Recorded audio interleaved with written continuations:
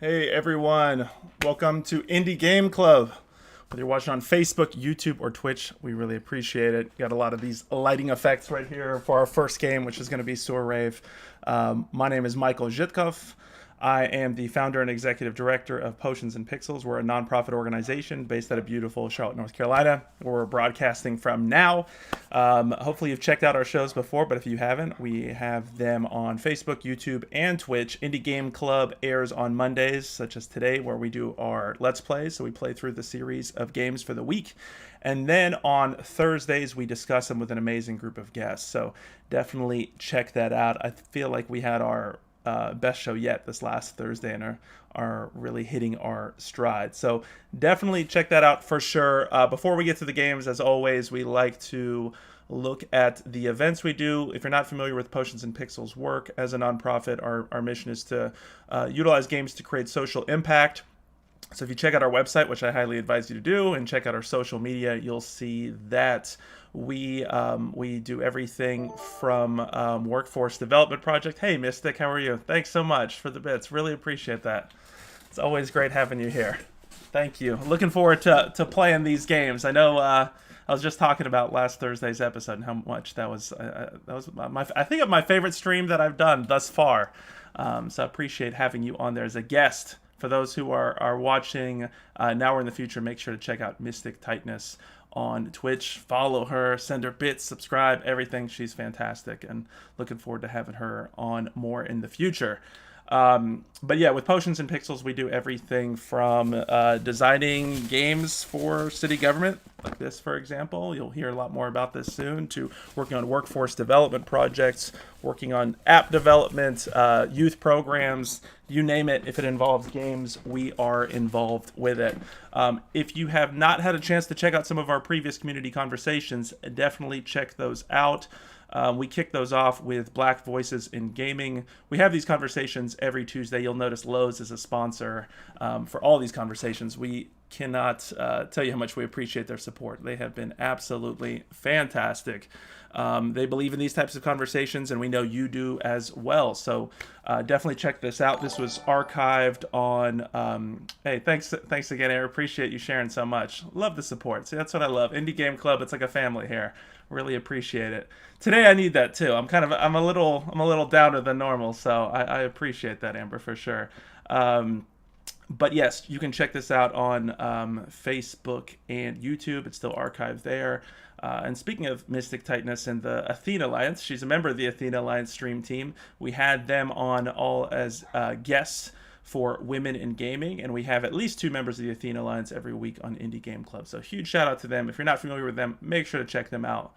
Like, follow, all that good stuff to all of their pages. Really, really appreciate you doing so.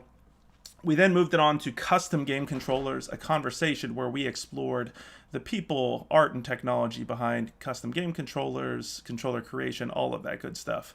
It was a really great conversation. Not only do we appreciate our sponsors at Lowe's, but also appreciate our friends at Red Bull, who you may have noticed sponsored a lot of stuff in the past, and we're moving forward with a lot of great things with them. So super excited. Hey, Coinmonger, thanks for the bits. Really appreciate your continued support throughout. Thanks a lot. You and Mystic got me in a better spirits right now. I appreciate that. We then followed that up with Games to the Rescue, our conversation exploring how games are being used to fight coronavirus. Really informative episode. Highly encourage you all to check that out. The idea there was, as we are rightfully practicing social distancing and wearing masks, this is still... there are still other opportunities to fight coronavirus, including playing games like Eterna and Folded. So if you want to find out more about that, again, check it out on YouTube and Facebook. We recently hosted Black Voices in Esports. I was super excited to have this conversation. This is a conversation that me and these guys have had before, especially Chris there. We've had several times, so it was good to finally get it on the record for people to listen to. So definitely, again, check that out as well. Last week was a little different. Instead of our regular community conversation, we actually played through the first chapter of Tell Me Why. This is a game that was recently released. It's from the folks at Don't Nod, who created Life is Strange. So you might be familiar with their work. Their games are kind of similar to Telltale games if you've played those before. Ooh, these lights are a little shy. I'm trying to get the theme for the next game as you'll see momentarily, but the lights are strong here. But Tell Me Why is also significant because it's the first game from a major studio and publisher to feature a transgender lead character. Tyler, you see there. And I absolutely love this game. I'm super excited. It's a 3-part series, so there's chapters 1, 2, and 3. And what's exciting is our next 2 Tuesday community conversations are LGBT voices in gaming part 1, followed by part 2. And part of those conversations will be an exploration of this game. So if you've played it already or looking forward to play it, you can watch our stream if you haven't checked it out. Definitely encourage you to play it yourself, though.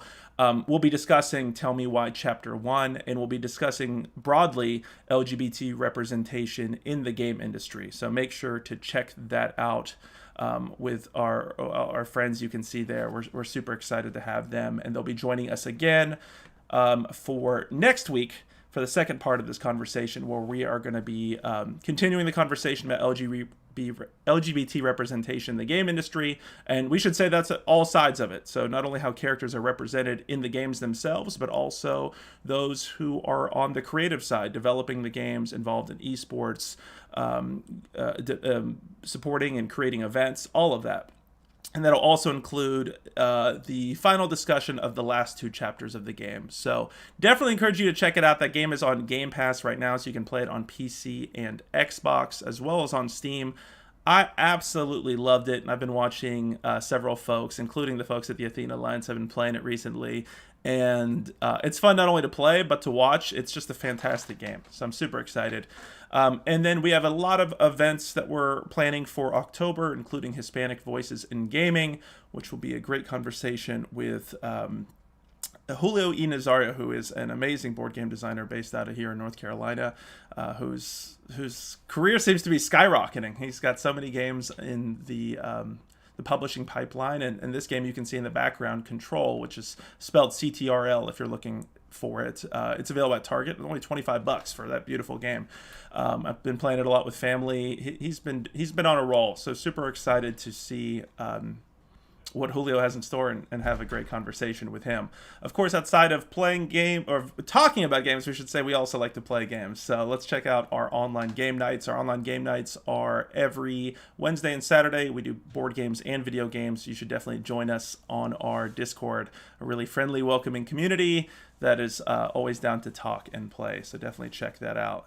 And Wednesdays, we also have our Smash and Learn sessions. This is part of the Potions and Pixels online league, with the focus being Super Smash Brothers. So this is a great opportunity to learn about different characters, different techniques, levels, with Sensei Winter Soul. Winter Soul's been doing a fantastic job organizing all the events around the league, so encourage you to check it out. Totally free. It's designed from the ground up for all skill levels and all ages, so don't feel intimidated at all. We designed it for everyone in mind.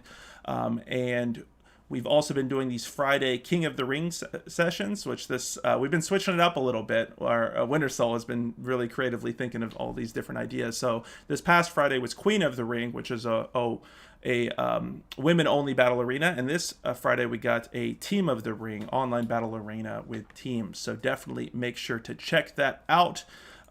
We had our gold tournament that we've been talking about recently, with first place Frisk, second place Bananame, third place Pancakes. Congratulations to them and everyone who participated in that event. Really appreciate it. Our gold tier is kind of our top squad, as you can see. And the reason we do ranking for the league is to make it a better experience for you. You probably know how it is, or if you're not familiar with how it goes, a lot of tournaments tend to be where you're new, you're picking up skills, or you're pretty good, but there's always like a really good player that just clears out the competition. So what we wanted to do is make it more friendly and encourage people of all different skill levels to participate. And that's why we have bronze, silver, and gold. So different tiers that by playing you are placed in a rank, and you play with people of your skill level. And so that allows you to level up and have a more enjoyable experience. So the silver and bronze tournaments are coming up this Saturday. If you are not part of this league, you can totally still join. Again, free, totally free to join. You can join at potionsandpixels.com/league. It's just 3 steps. You join at potionsandpixels.com/league, register on that bracket, and join our Discord, and you are all good to go.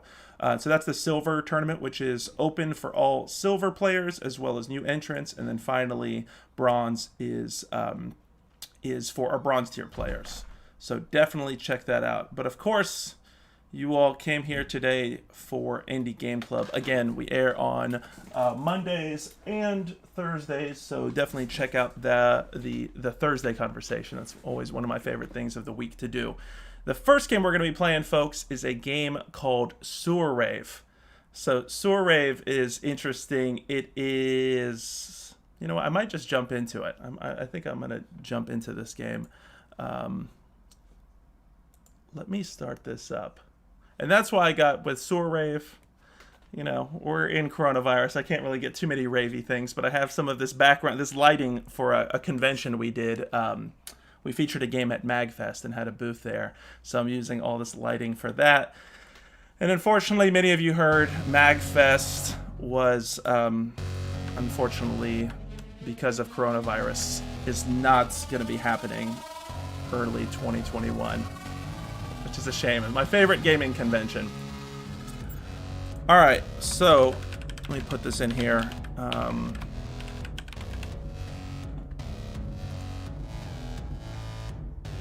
All right, there we go. So one of the cool things we're going to be doing with SEWER RAVE here is you can see that you can actually connect it to your Twitch chat.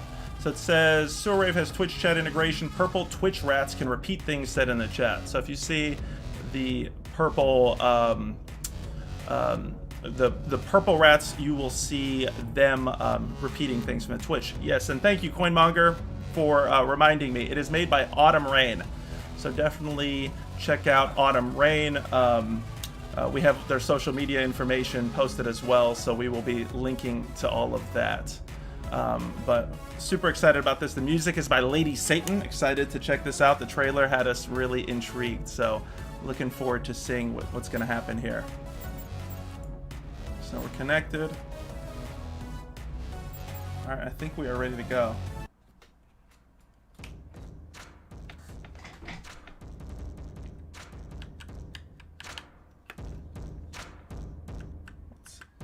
Oh, M is just mute. Okay. Alright. This is a wild looking game. I absolutely love it. What it said, did it say dialogue or shift? There we go.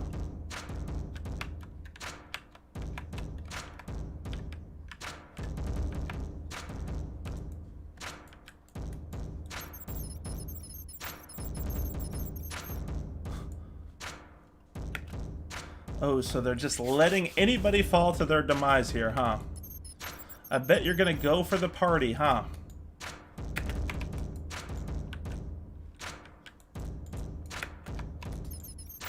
If it gets too wild for you, you can always keel over and die. Okay.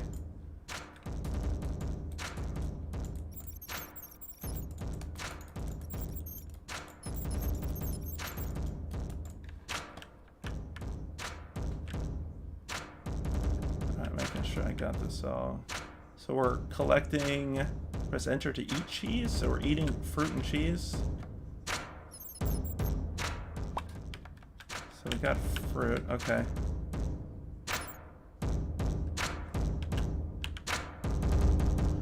What do y'all think about this aesthetic? It's definitely a different look. Okay, here we go. Interesting. Yeah, the music, I agree, Coinmonger. The music is definitely very cool. How are the audio levels? Is my audio, my voice coming through? I might need to lower that a tiny bit here.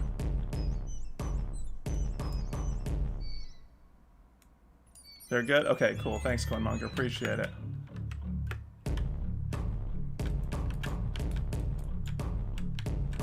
Uh-oh, we got a rap battle right here.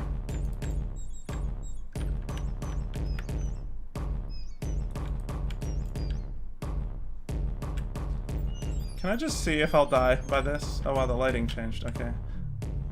Okay, no. This like sludge doesn't hurt you at all. I think we came through there. Let's give this a shot.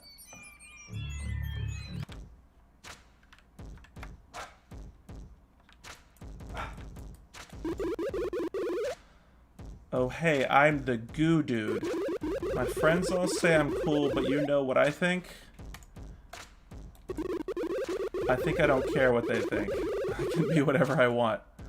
I feel you, goo dude. Was that? You say being cool is a good thing? You think I'm a real cool too? You think I'm a great cool fella who is cool, which... Okay.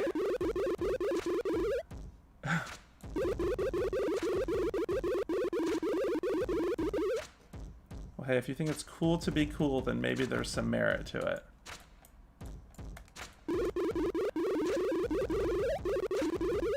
Thank you for the fun debate. Good hands, buddy. Okay, interesting.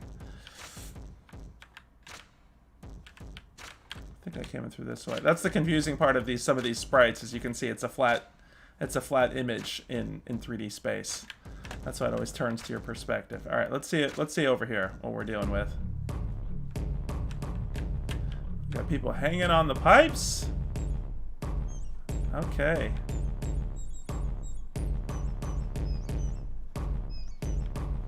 Was this the place we were just at? Oh, I think this is where we were. Maybe not, because I don't remember that cheese. Alright, we're coming down here.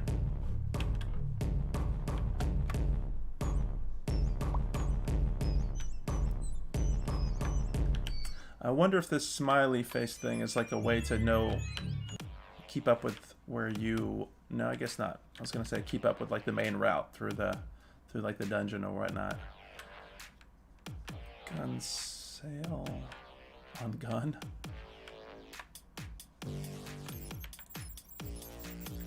I could have swore this was the right lamppost.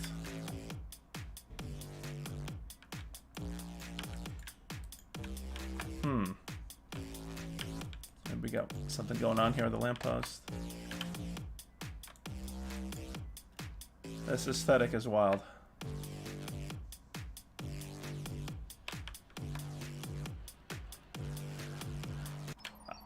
Whoa, okay. Yeah, I don't even know how to react to a lot of this stuff. I feel like it's purposefully not really giving you a sense of like where you are, just so you get like the feeling of exploring and just moving around, right? You're just kind of supposed to go through each room and experience it as you do. Not really like with a gamer plan in mind. With that said, I do want to see if I can like get to the top. Oh no, you clip right through them.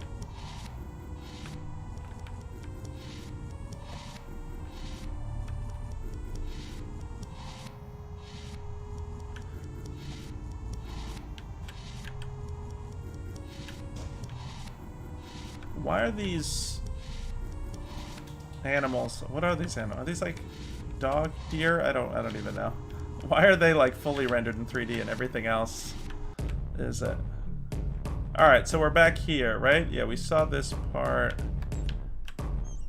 Yeah, I think this is where we started and we went through this. Let's continue that. No. Okay. We're just gonna walk around, folks. I don't think there's any sort of logic here. Rat King versus Stinko.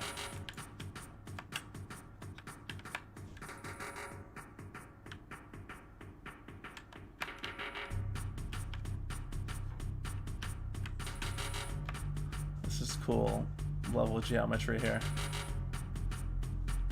I'm assuming these are just empty hallways, but might as well check. Oh, you know what? Thank goodness I checked, right? They're getting it. Anime reference. That's cool with the kids, right? I love it.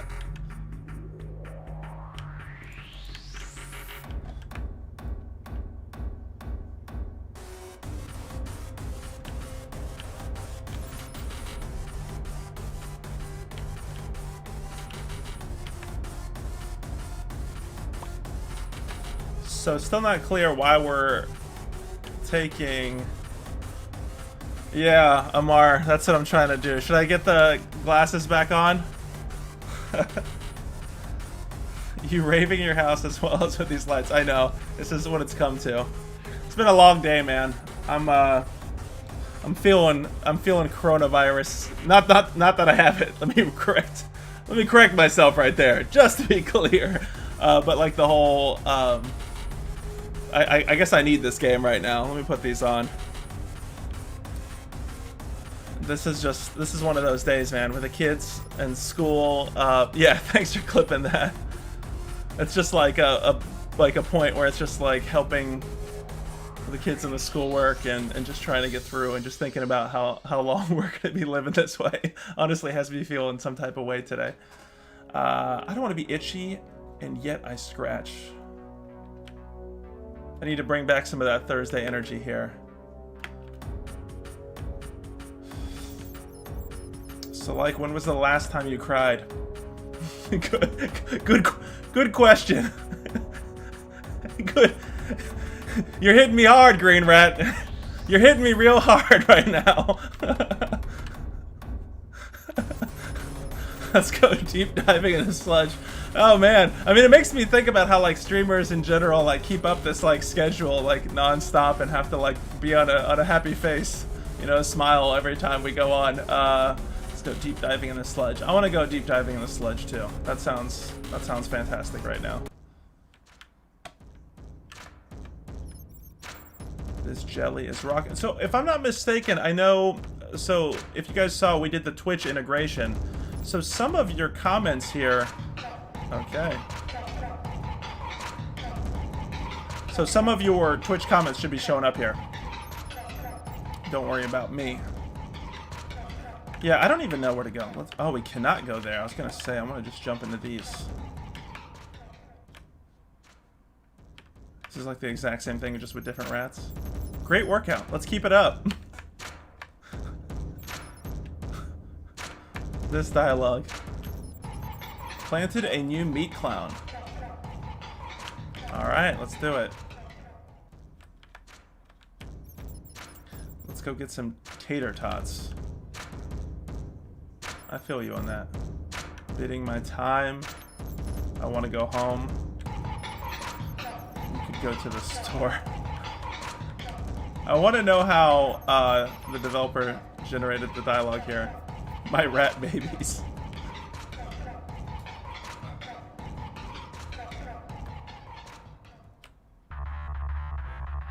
Hey Amar, if you're still in, I'm curious about, because I'm going to play Switch and Shoot next, and I did see how that game was, as you had mentioned, there's the custom arcade cabinets for that. I was curious if, did you say that you actually played the custom cabinet, or did you just play the game and say you thought it should be in a cabinet? I remember we were talking about it before. So I told them I'm not coming down here for fun. Just kidding. Now we got a giant snake.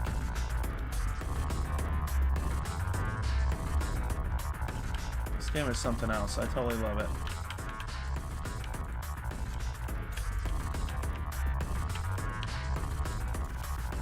Psst. Hey there, buddy. This party is pretty loud, huh? Hey, Layla, how are you? I know you were having a good time with this on Friday. I watched the first part of it. I don't know if I should watch the second part or not, just because of spoilers. But I'm starting to think that this is just a crazed experience.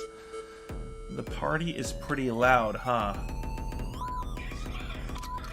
Pretty good. Okay, glad to hear you liked it.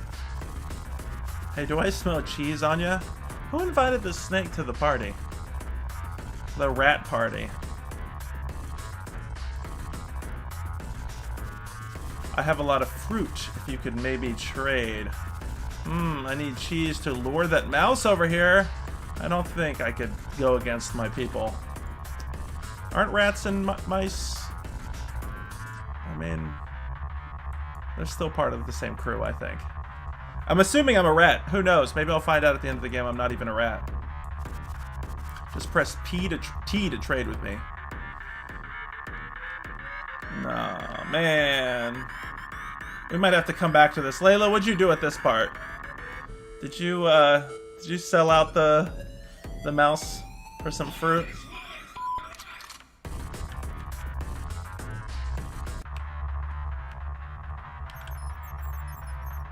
You could at least like bow. Oh, this is the king. Oh, I think I remember this guy from the trailer, the Possum King.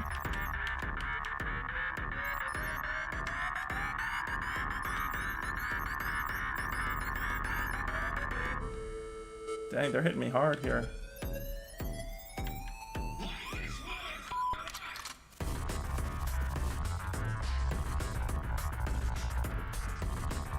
Then right to the train. I don't know if I caught that. Did you trade? Did you trade the cheese in here? Hey, Slitherpunk. I recognize you from your tag for on Twitter. We're graced by the presence of the developer. Thank you so much. Really appreciate. I know you're saying your internet isn't good enough to watch. Okay, you know what? You can check it out on Facebook and YouTube and Twitch later. So definitely check that out. Thank you so much for stopping by. We really appreciate it. We're going to be looking at your game on Thursday. Having a really good time with it. You can see I got the lights going, all this. It's helping me with my mood right now. So I really appreciate that, Slitherpunk. Really digging this for sure. But definitely appreciate you jumping in. Thank you. Sup, I'm the Possum Queen. I like partying and eating fruit.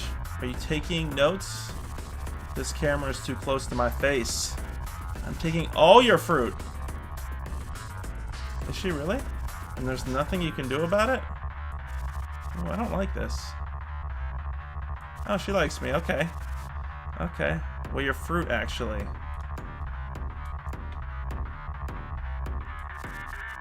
If you get me a total of 20 fruits, I'll give you one of these shiny keys. Okay, love it. Now be gone. We got a little bit of a quest right here. I thought she didn't like me, but now she's hooking me up with a deal. So I need to get fruit. So far I have cheese, and I can get it to that snake. Hey, fangirl. Hey, folks. Let me look in here. I got these glasses that's now becoming my I guess my go-to look for these Indie Game Club things. Oh, wow.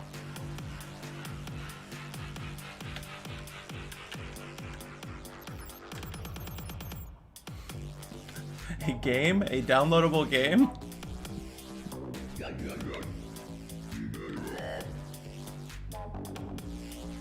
These rats are getting it.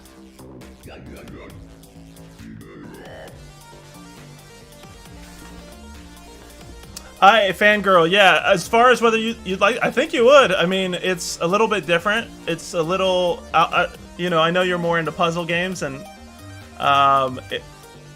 it's wild, as you can see here. I'm really enjoying this. I like the whole, you know, a lot of times we play these games on Indie Game Club, you kind of know somewhat to expect. This one's just super awesome, super different. Absolutely love it.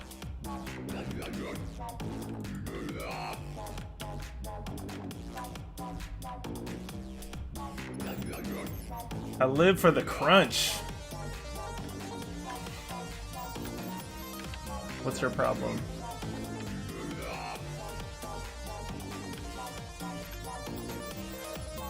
I could be petting a dog right now. A reference to our last episode where we did cats versus dogs, petting the pup at the party, all that good stuff.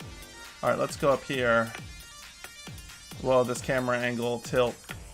All right. This guy's maybe had a little too much fun tonight. Can you, like, push him off? Is that a bad thought of mine, to see if I can, like, step on his fingers? I can't do that, right? No. That's horrible. Sorry, folks. Petting the rat in the party. You're right. You know, I was going to save this story for Thursday, but I actually knew this kid back when I was growing up that had a pet rat. And, like, his mom was like, that's a thing. I think they got it from, like, a pet store. Instead of, like, a, yeah. Have you ever heard of that? I don't know. Let me know. but they were like saying how they're actually super clean and all this stuff.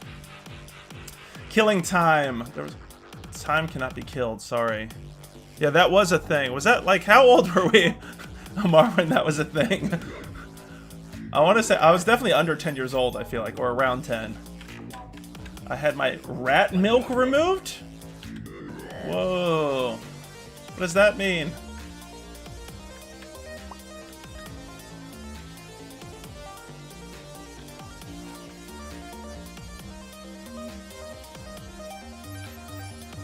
Rock, paper, scissors. Paper.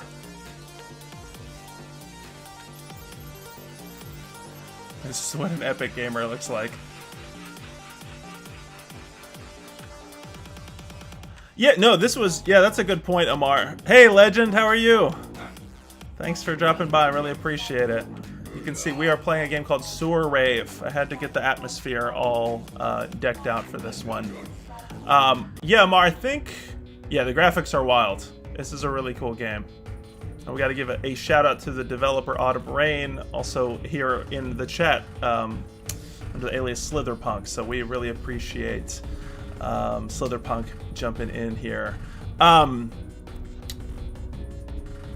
Yeah, no, I think I've seen people with like mice, like, but rats? That was like a one-time experience to see. This kid was like had their rat on a leash. It was like walking him in the park. It was wild.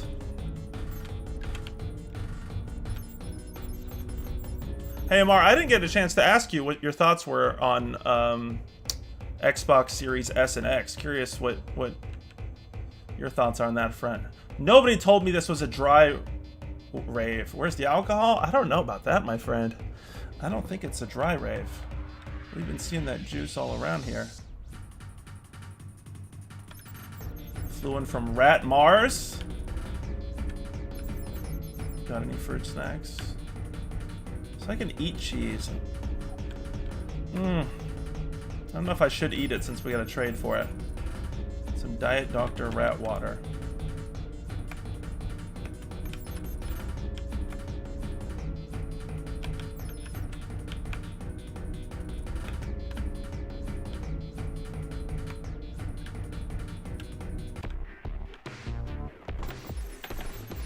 If you make this and I don't, I'm gonna be so upset. Oh boy.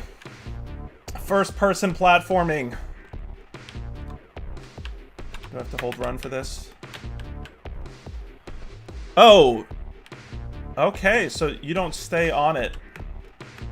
So we got a little fun physics here. Alright, what you got right here? Hey Athena Alliance, how are you? Thanks for stopping by, I appreciate it so much. It's nice to have so many friendly people in the chat today.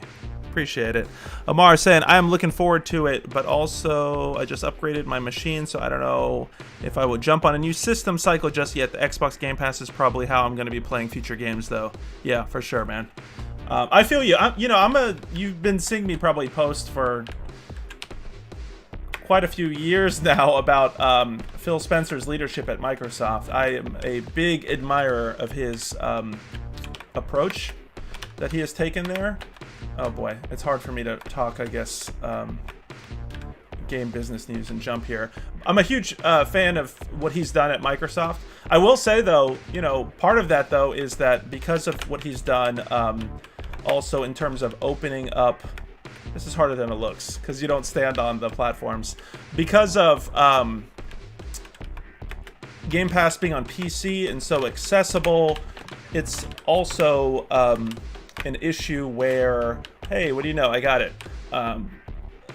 It's also an issue where I don't know if I necessarily need to get the Series S or X right away. You know what I mean? Like with PC and having all that stuff. Boom. Let's see if we can do it backwards.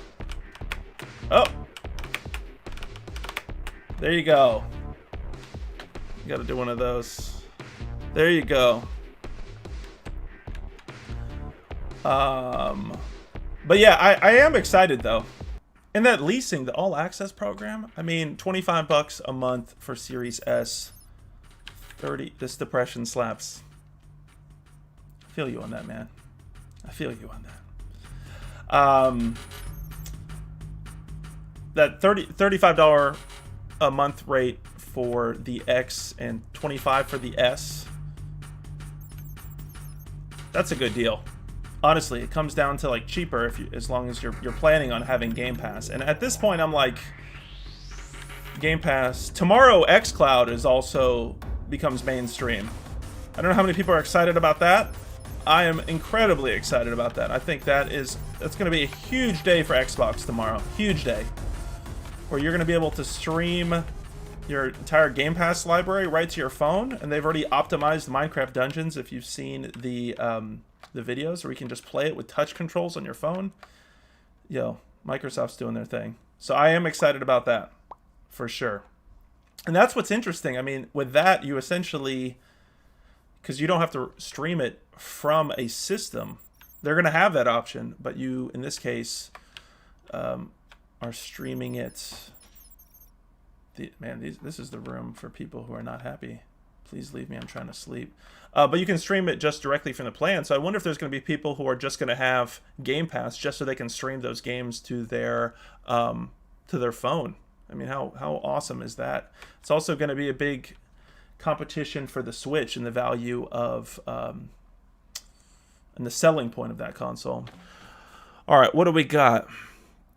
All right, Microsoft always wanting to own the living room, so they will really do that by having Xbox being the go-to for all entertainment. Yeah, ironically, like, you know, that's the funny part about like the owning the living room thing is when Don Matrick was in charge, you know, their whole goal was, if you remember that infamous E3 when it was just like they barely talked about games, but we're showing all the integration, the picture-in-picture, the HDMI in-out port to be able to pull in television, live TV. There was a lot of that stuff. Oh yeah, the famous Halo tattoo. Yeah, the oh my God, what's his name? Former head at Sega, and then he left Microsoft to do more, right? Peter Moore. Then he went off to Electronic Arts. That was an earlier time. That was the whole big GTA 4 reveal, right? Halo. He still claims those were real. He still to this day claims those were real. Whoa, things are getting wild here. I'm loving this. You're like the cat's meow, absolutely terrifying. What? I did see a part on Angelic Layla. Shout out to Angelic Layla. She'll be joining us as a regular on Indie Game Club. Really appreciate it. As well as Legend right here. So make sure you're following, liking, following, subscribing, all that good stuff. Amazing people. Super excited to have them on board with all the stuff we're doing. This just keeps on getting more and more wild. I love this. I could be petting a dog right now. Life is like art. Ooh. Can't tell if he's trying to grind up on him or not. All right.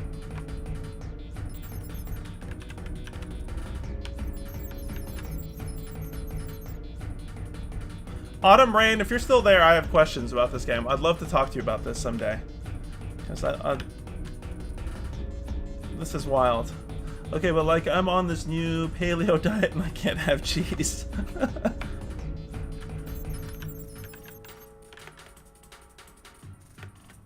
You know, there's all these talk and like exploration of the whole kind of walking simulator genre. This is, yeah, Pet the Pup. At the party collab, Athena, yeah. Fog machine is so intense, all the rats are floating away. That really might be it. That might be what's doing it. I tried this, but I keep falling. Oh, is this another platformer? Let's get these skills. All right. So the tricky part, if you're watching me with the other puzzle, or the other platforming part, oh, look at that. Look at that, folks. The tricky part is you actually don't stay on the platform. So if you're standing on the platform and the platform moves, you don't move along with it. So it's a lot harder than it actually looks. Layla, what did you think? If you're still on, I'm curious what you thought about these parts. I know you've played the game.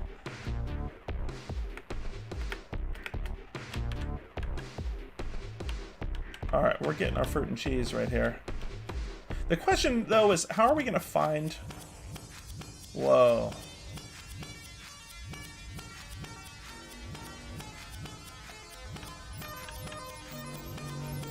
Oh man. And the dialogue is all mixed up.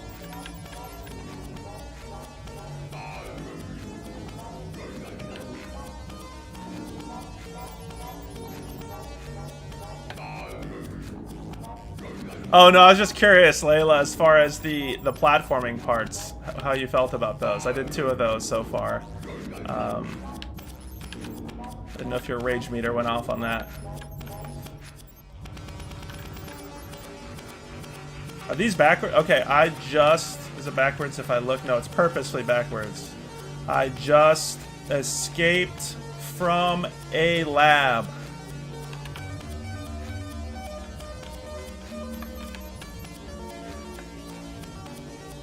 Your face is... Oh god, I can't do this. A net... What? I can't read this. Unit... Anybody read what that word is? Your face is... Unethical? Okay. Unethical. Your face is unethical. Okay, I wasn't expecting that sentence right there. Alright. Mike is tripping. Yeah, that's exactly what's happening. This is straight Neuralink. This isn't the game. This is just what I'm seeing in real life. You smell like... diarrhea for... frosting. I smell like diarrhea frosting.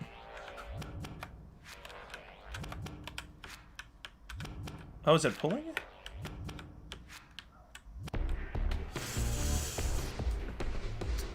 My nails didn't allow me to do that. I think I saw that part, you mentioning difficulty with nails. Yeah, I don't gotta worry about that on this. Oh, buddy. We've got the movement cubes. You know, so far so good on these movement cubes. We are just gonna do it. Oh, you know what? That last... Okay, well, that might have worked out. I was gonna say that last one we did immediately. Rat King versus Zytkow. Am I about the battle? Hey there, champ in the making. Where have you been? Don't you know your title match is coming up? Emmy, I'm gonna need some pointers from you as far as like reading stuff. Your voice was like super soothing. You should consider just like I don't really know that whole ASMR phenomenon too much, but when I was watching you play Tell Me Why and just reading those stories, those like fairy tales, I was just honestly just sitting there like story time listening to everything you were saying. I loved it. Don't you know your title match is coming up? Oh, I guess I'm in a battle. Come on, let's get out there. What? Oh, I can fight. What do you mean you don't remember how to play? There's no time to waste. You'll just have to experiment. Did I just miss a coronavirus reference? Jump down and just click to try and punch him. Don't fall into the slurp. Please stop hitting me. Oh.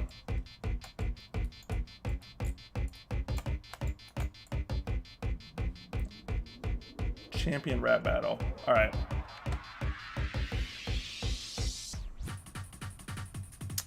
Emmy say I was told I should do radio work years ago. Seriously, you did a really good, like, your delivery was like calm and you hit like all the right notes with the story. I loved it. Oh, this is a serious battle. This isn't with the possum, is it? No, this is somebody else. Alright, let's do this.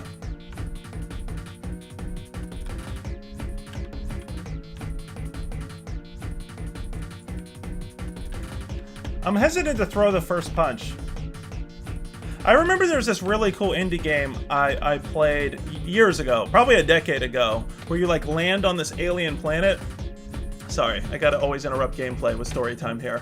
But we land on this alien planet, and Like you have a gun and you see kind of these like vicious, like teethy looking monsters with like one eye.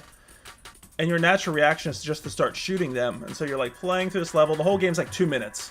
And so you're shooting all these like aliens. And then you come to the end and then there's like a giant version of the alien. And it's just like sitting there asking you why you killed all its children. And then you like stop and realize, yeah, the game gave you a gun, but the monsters or aliens never actually attacked you whatsoever. So you're just like natural instinct that we're conditioned to with gaming was to just start blasting all these fools. So I feel like after that experience, that hit me and I was like, oh man, I shouldn't be doing the first punch. But in this case, I think he's throwing some bows, so I think we might have to do this.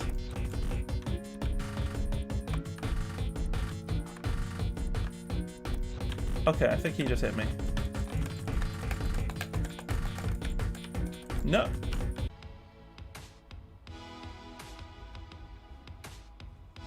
I think I won. Subway station, 4 rats. Do you think there's a bookstore near here? Oh, I like your little beret.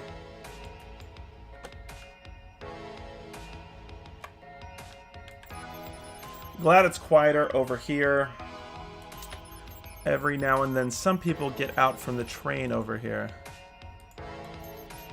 Yeah, the rat train for rats. It takes you to where you maybe want to go.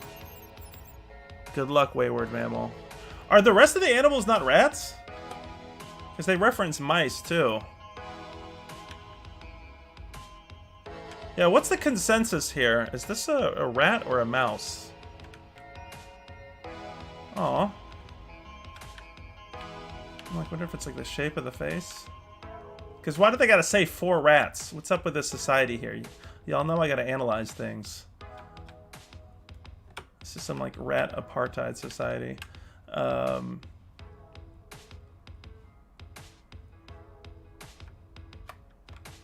Let's see if I'll be rejected or not.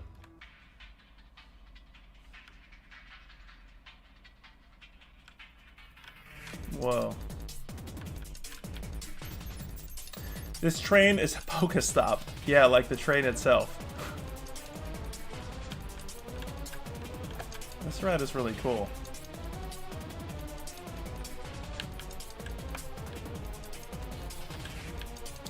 So maybe I'm Stinko.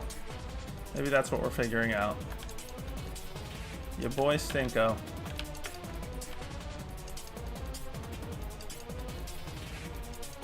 Oh, now we can travel around. Snake, possum, theater, exit. Can't go up. Let's go to that snake.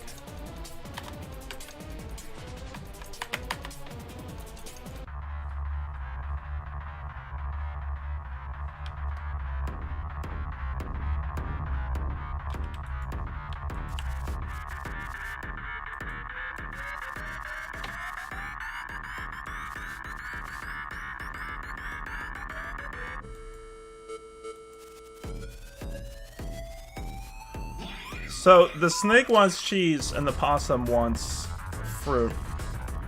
And the possum's gonna give me a key.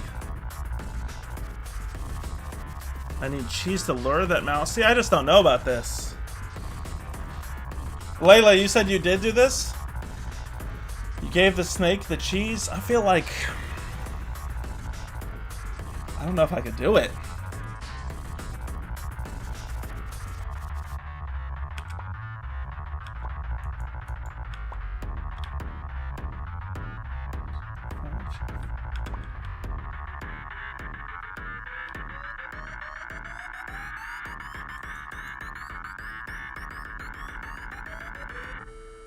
Okay, I gave some.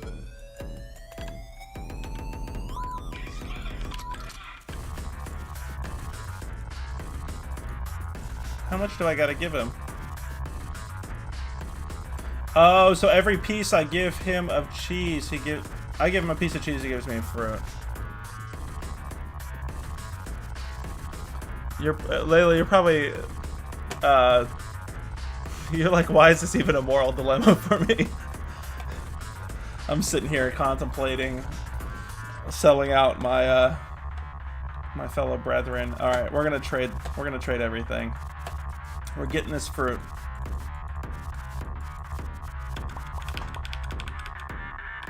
All right, 11 pieces of fruit.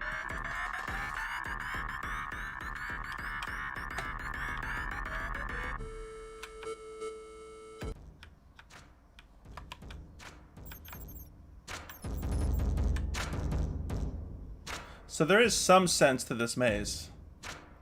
Or seemingly.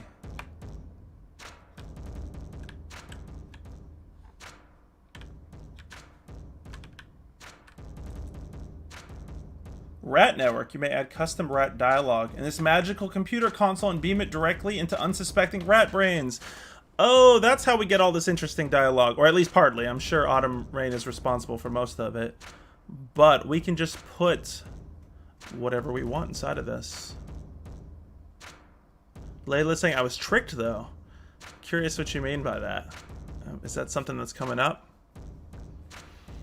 I don't know what to say. I feel like an immense amount of responsibility here to write something creative. Although I did read the dialogue about smelling like diarrhea frosting, so I don't know if it needs to be too much. Custom rat dialogue in this magical computer console and beam it directly into unsuspecting rat brains.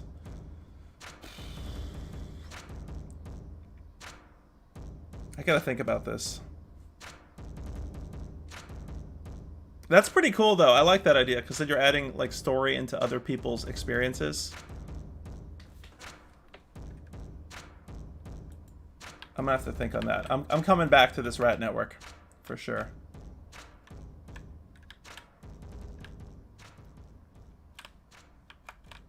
Aw. Just little rat's taking a nap.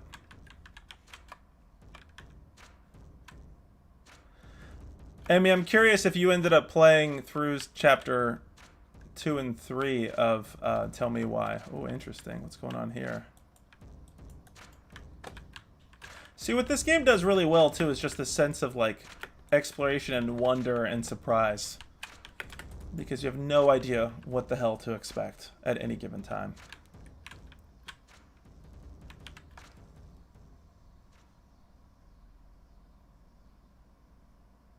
No more music. What is going on here? What? Yeah, Layla, I think it's like semi-randomly generated, if I'm not mistaken. There was something about the levels being randomly generated, so I'm assuming, like, yeah, there may be some things that you see that I don't, and vice versa.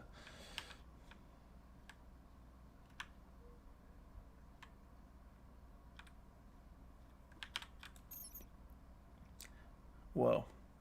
Okay, how did you get in here? Get out, get out, get out. Okay. Back to the subway station.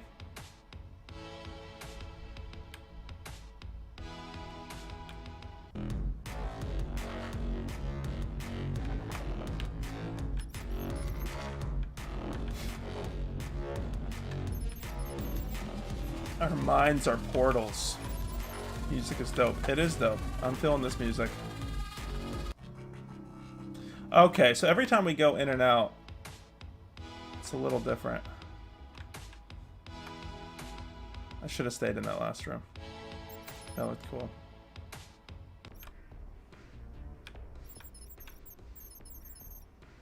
My group chat name is Pussy Lumberjacks.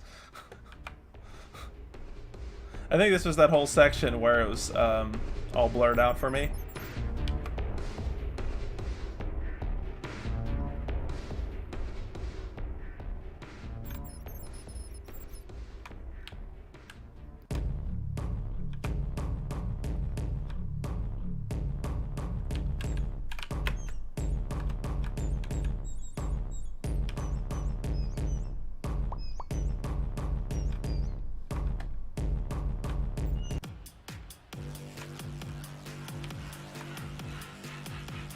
What do y'all think about this game so far?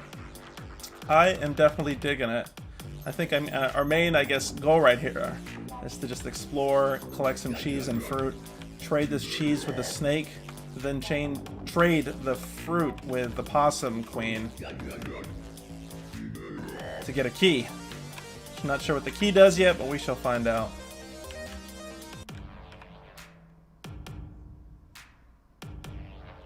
Super Rats box.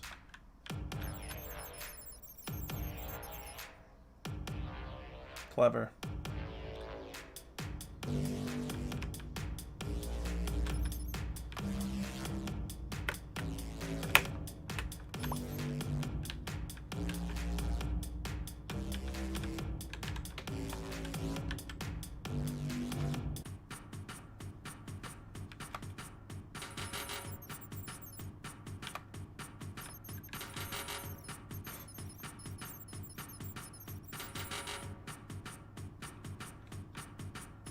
This dialogue is so out there. I wonder how much of it was generated by the developer versus as part of that network, that rat network where you get to create it. And some of this stuff is supposed to be created by it has like Twitch integration. So some of these purple rats were supposed to so we're supposed to like see y'all's comments there. Okay. Athena Line saying I did episode 1 and 2 of Tell Me Why, not 3 yet. Yeah, so I'm holding off on playing 2 and 3 until after tomorrow's conversation. But it's been hard because I really want to. The way it ended, I was watching you play throughout, and you had all the reactions I did. So I'm curious. What's your overall opinion of 2 without giving any spoilers? I'm curious what you thought about the quality of chapter 2. Heck yeah, buddy. I just realized that nothing in live matters. Deep thoughts. It's like an Arthur possum.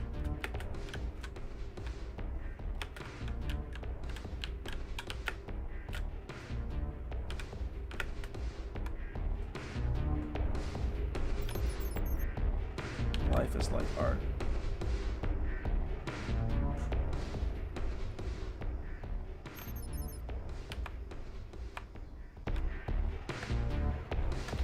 More jumping puzzles here. Let's see. If you make this and I don't, I'm gonna be so upset.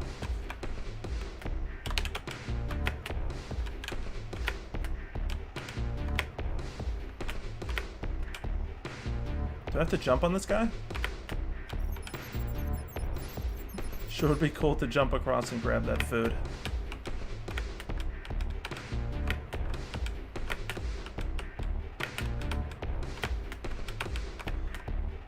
Look at your boy.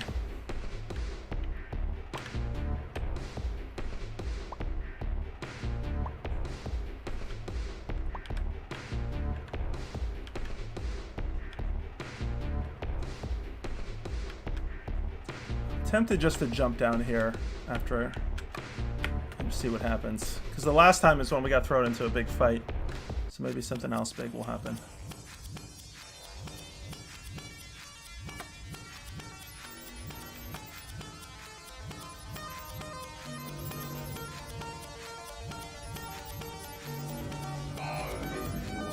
Whoa.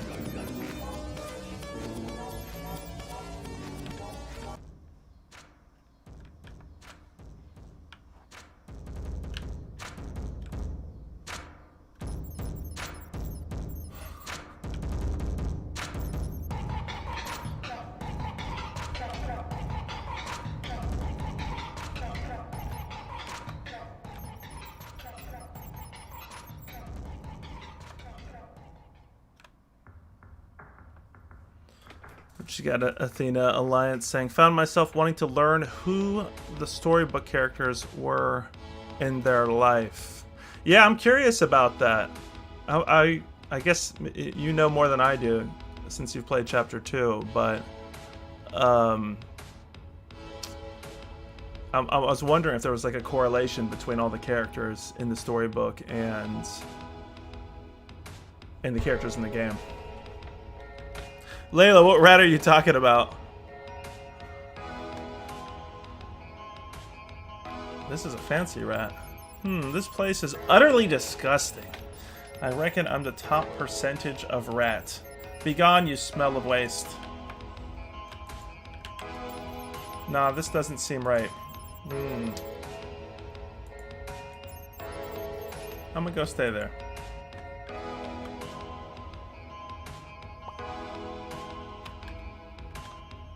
Is there like some secret behind it? Nope.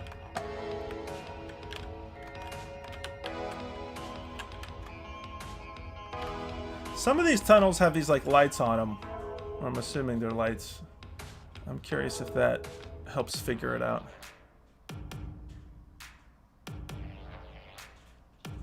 Layla's saying you knocked him over. He promised to be a duck. Oh, was he that weird one that I was like using as like a ramp? Like the Arthur looking aardvark guy? How different is this experience from the one you had? I'm curious.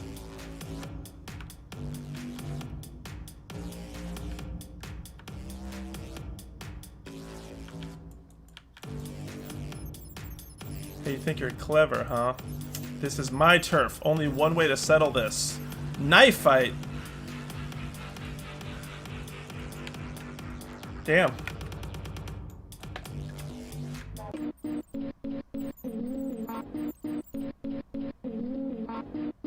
Watch out, it's Stabby Possum. You're sorry behind. We got 69 HP, of course we do. Attack, defend, recover, don't. Well, this man's trying to stab me, so let's attack him. You flail toward Possum.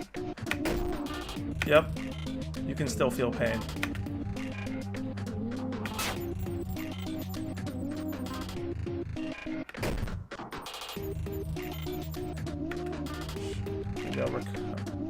Oh, we still got HP. Let's try defending.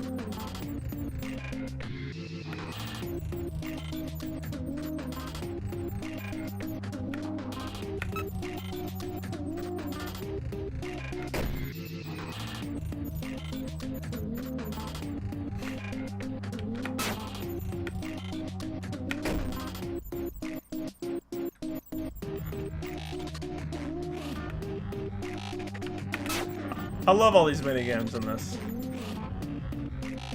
You take a stab in the dark. Sharp foreign metal object in this bod. Swish, swish. Okay, that kind of hurts, but you're still good. Alright, let's recover.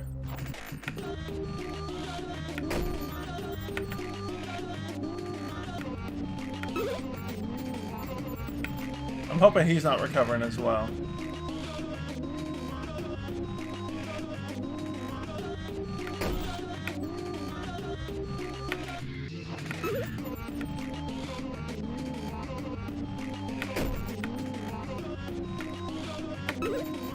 I'm just healing the hell out of myself.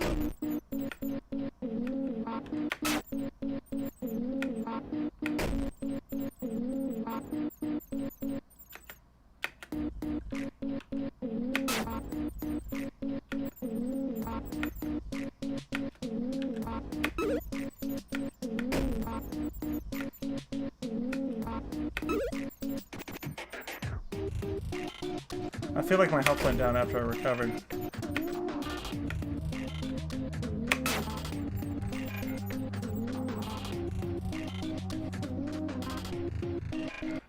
Knife to Nietzsche.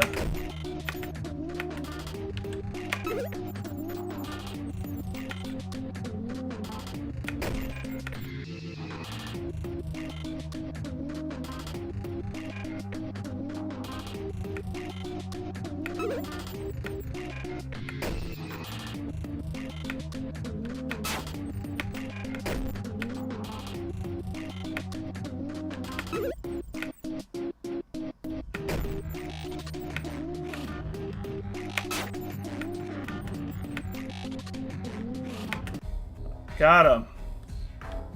Okay, here we go. What even is this fruit right here?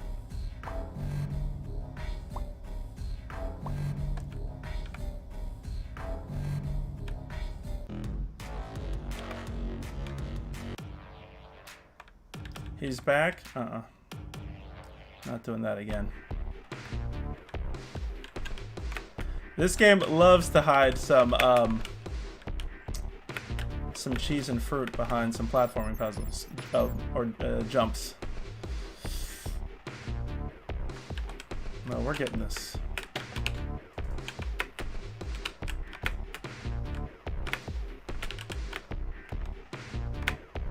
There we go.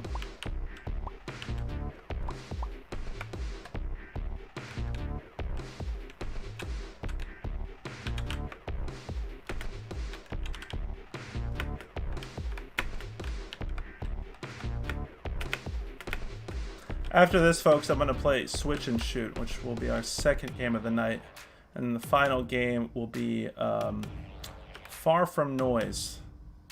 So we got 3 games lined up for Indie Game Club this week.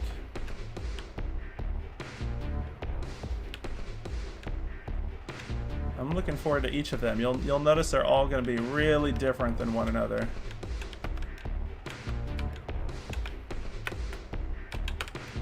Oh no! This is like the consolation prize. Robo-Rat.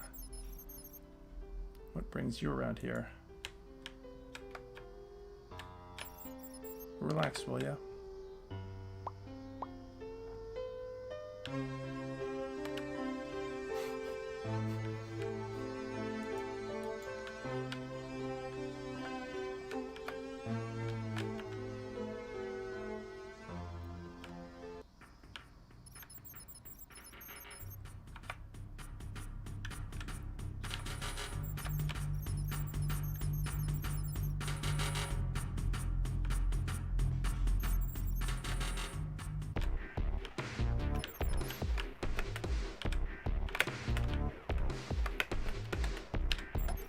It seems like you could almost redo these, or they like replenish like the cheese and fruits over and over again.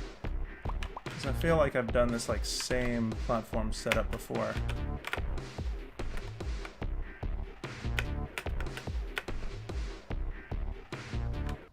So I think we need to find the subway to get to the snake again.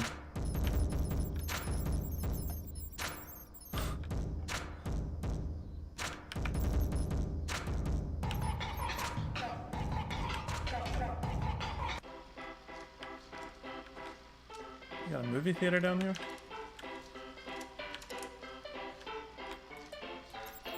Why, hello there, fellow mammal.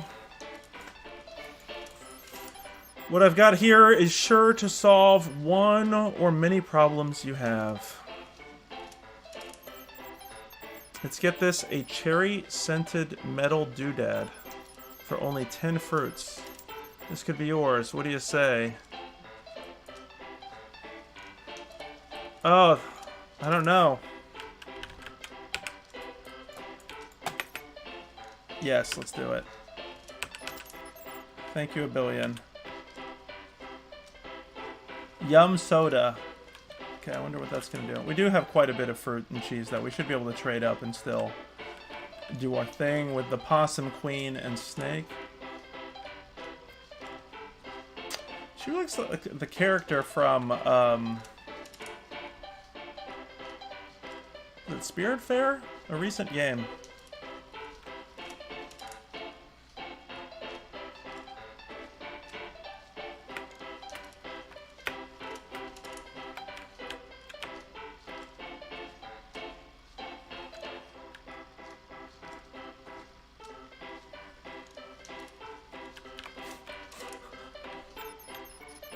I've seen this 72 times and counting. Never gets old.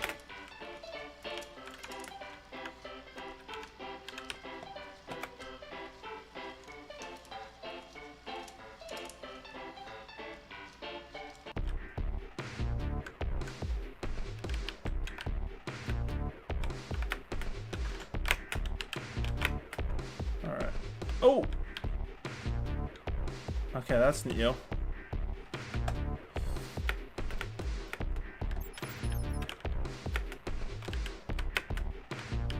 Curious if anybody's been watching. I posted about this today. The new HBO Max show, Raised by Wolves.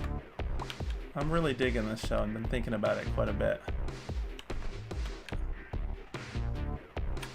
If you haven't checked it out, it is a show about androids raising like human children after humans are near the point of extinction.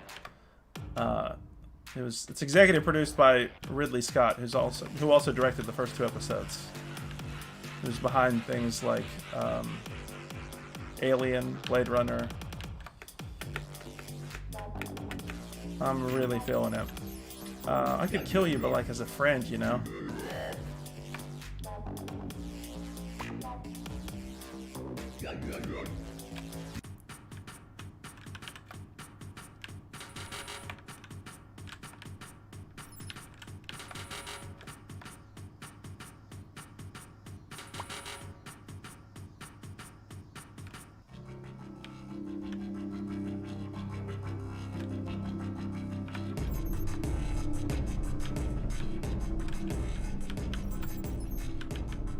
These rats are brutal.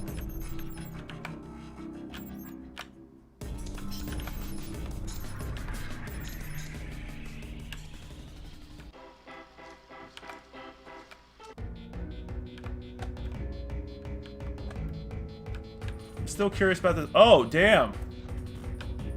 What is that?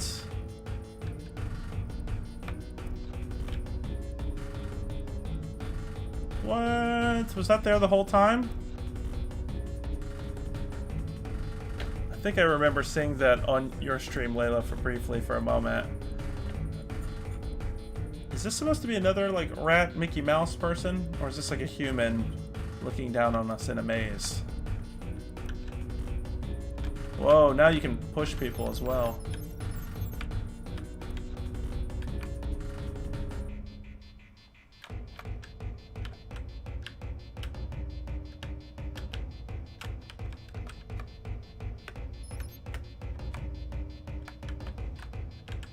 Let's get crazy in here.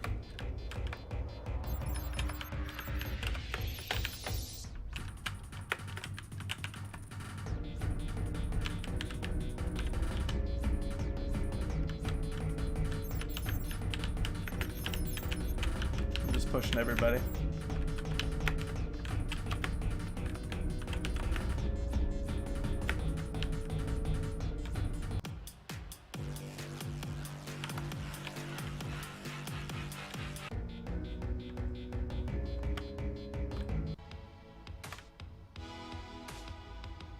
Alright. I bet you it's like a preset number of times you either go through doors or through the same door that lets you, you know, ensure that you're going to get the snake. I can't seem to get to that other point. And that's purposeful, or if it's because of the controls or something.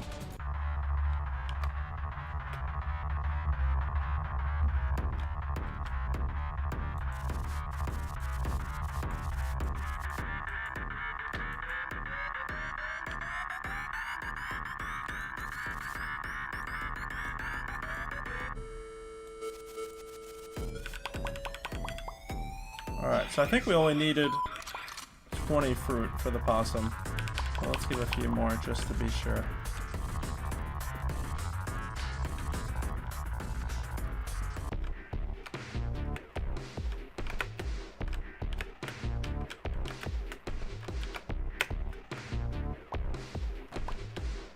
Who the hell is hiding all this fruit and cheese in this world here? Whoa. So normally you can't go through these tunnels in the sludgy like area. I figured I'd give this one a try. Glad I did.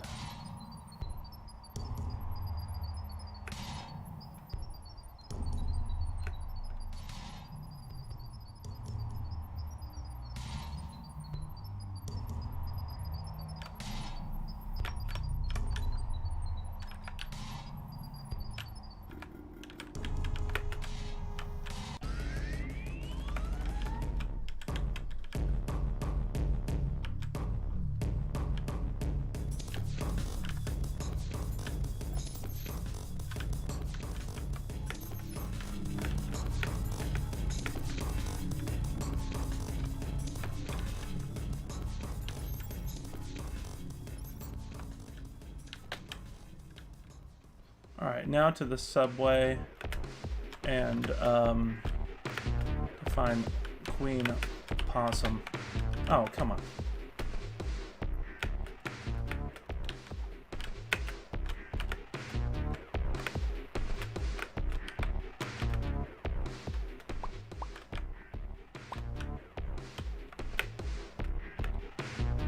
We might as well try to see if these tunnels will get us somewhere else.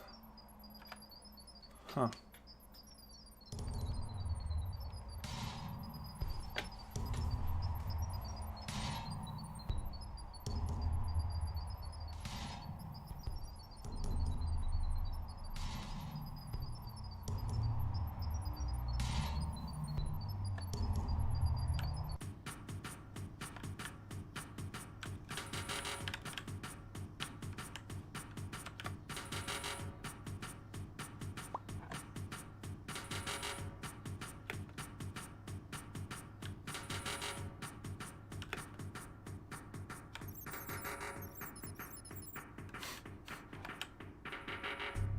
I still want to find that spot that we were at earlier where you can submit your own little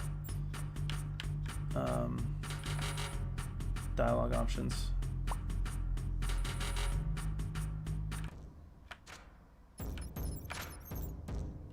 Yeah, because you normally can't go into those parts, so I guess that was like a little secret area.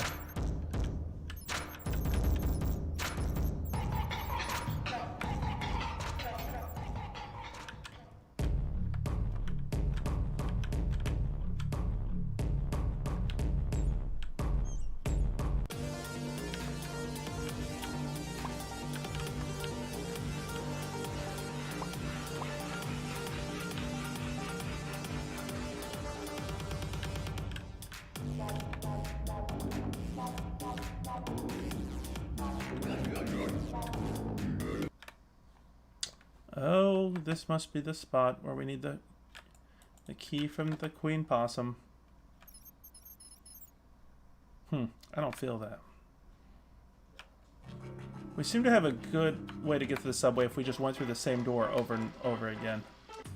Let's see if that works. Yeah. Alright, I think that's a little trick we discovered.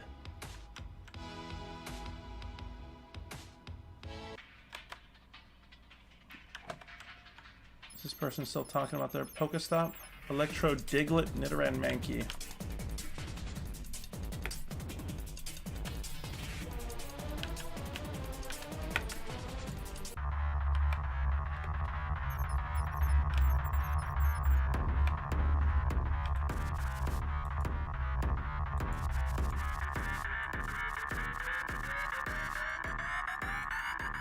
Didn't I get her the fruit? Thank you. This will feed me for at least an hour. Take these prized possession. It is yours now. Do I have the key? I do have the key. And I have this bottle cap.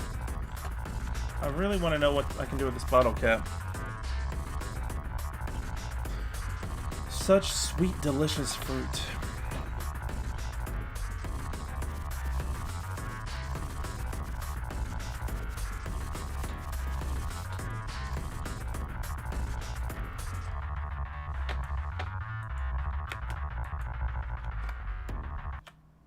Oh, here we go. Is this the end, folks?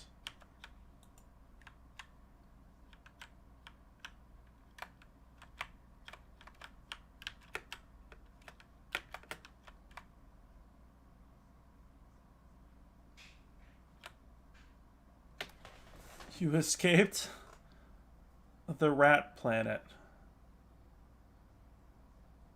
Mission complete. Didn't even know that's what we were doing. Oh man, that was an experience. I really enjoyed that. Hopefully you all did too. I thought that was super cool. That was very different. We need more games like this, where it's just exploring a crazy, surreal world and just getting lost in it and having fun. I think that was the whole idea, just experiencing the whole rave and just exploring, having a good time. I really loved it. Shout out to Autumn Rain. Make sure to like and follow the developer, as well as check this game out for sure. And I'm super excited to be discussing it with guests on Thursday. If you didn't see our last show, make sure to do so. We had a lot of fun. That was really cool. That was SEWER RAVE. And I don't think I can get out of it here. There's no escape, apparently. You can escape the rat planet, but not the game. Alright,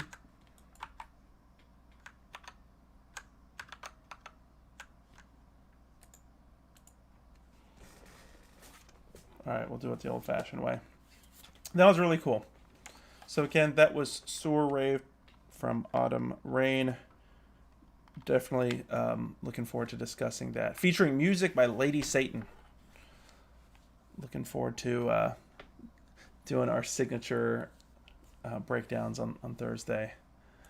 The next game we are going to be looking at, folks, is Switch and Shoot. So I'm going to be setting that up next. Give me one moment to change up here. All these games, by the way, we should say are included in the bundle for the itch.io bundle for racial justice and equality. So if you did get that bundle, hopefully you did. I think it's going to go down in history as definitely, at least now, the best game bundle ever. And obviously supporting a very important cause. So definitely check that out. The bundle's unfortunately not available, so I say check it out if you have it. Cool. I'm going to get Switch and Shoot up. Switch and Shoot is interesting because it's a shmup that's one button. So a shoot 'em up, kind of your classic Galaga, or I guess kind of your Gradius Ikaruga. There's so many games that kind of fit this style. And I'm about to launch that right here. I did want to give a shout out to the developer Matt Glanville. Always like to acknowledge the developers when we can here.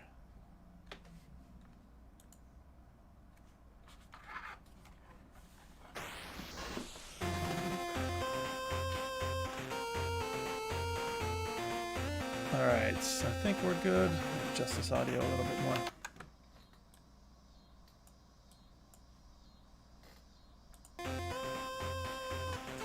Alright, press any button. Again, this whole game is one button. So, I forgot to adjust the stream. My fault, folks. Give me 1 second just to make sure I put what we're playing here.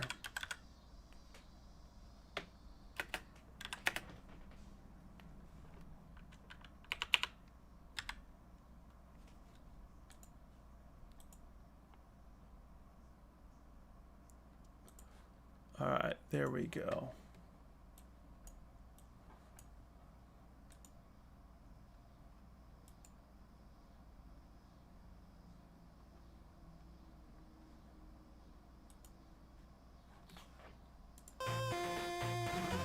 Alright, let's see what we got here. Hit the hanger and save the world if possible. But AHRK is just a kid.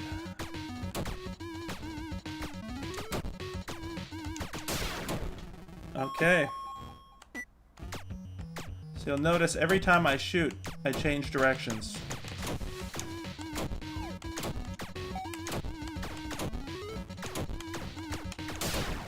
Ooh, this is going to take a little getting used to.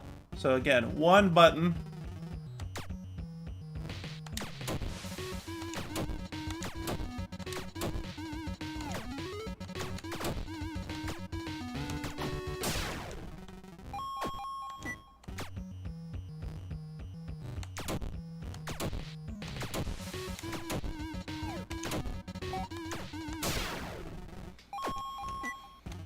Okay.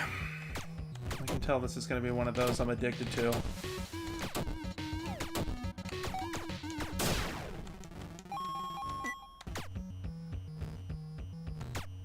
Gotta give me a second to get used to it.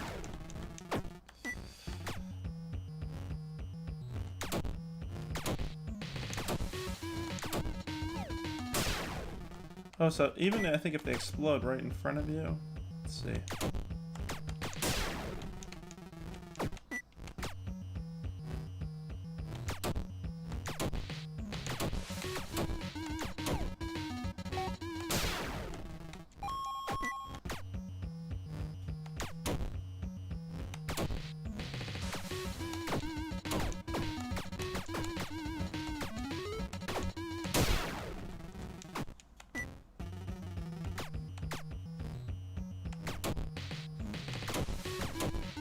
I'm definitely liking this game a lot.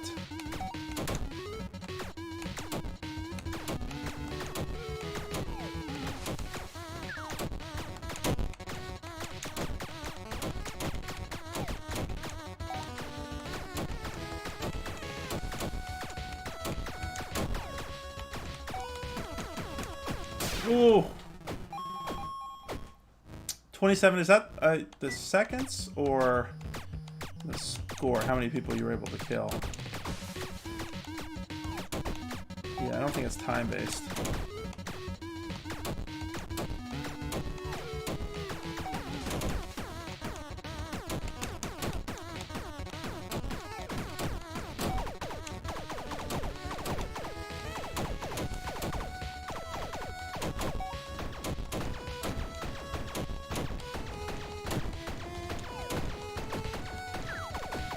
It's pretty clever that they did that, where you essentially increase the difficulty. Like, once you get stuck in a position like this, it's harder too, because you can't really move, and I don't think there's any way to take care of people, like, to your immediate left and right.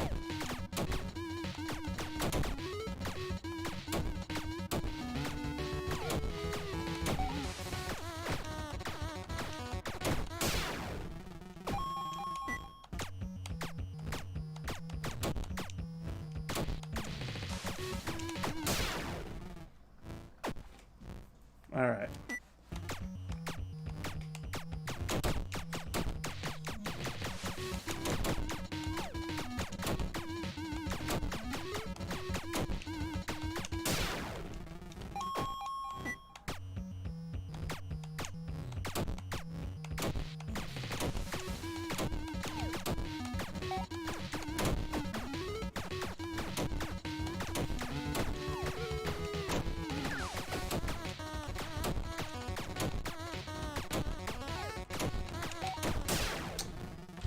Oof.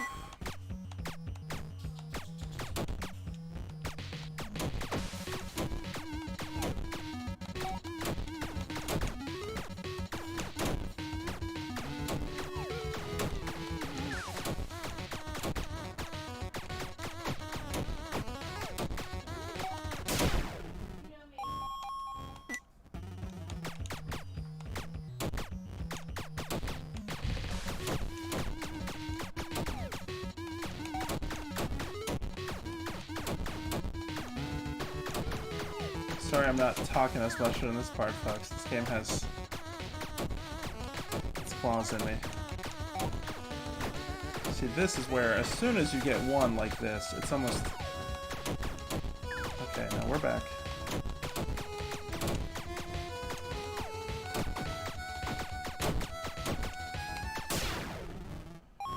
$33, is that our high score so far? So is each time we start the game up, we get like a different name. So I guess it's like we're a new pilot, lost hope for society sort of thing. We shouldn't have said Ebo. Nice touch. I'm sure you'll be fine, Gem. Inform the family of Gem. I don't know why I'm just looking at this right now. I love this.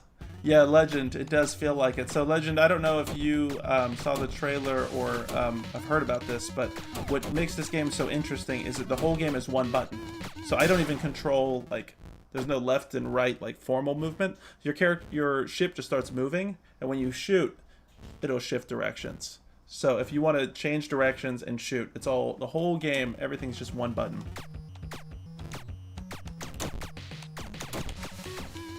Hence the name Switch and Shoot.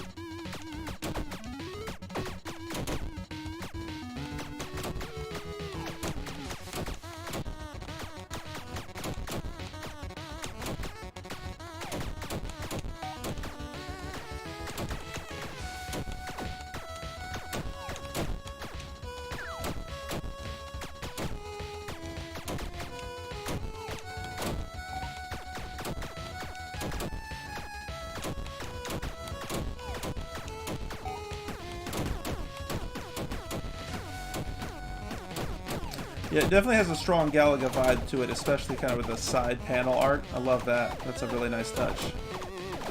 So this game actually has a after the developer 61. There we go. After the developer made this, I don't know if it's an official thing with the developer or not, but there are arcade cabinets for this game, which is just, as you'd imagine, just arcade cabinets with just one single button.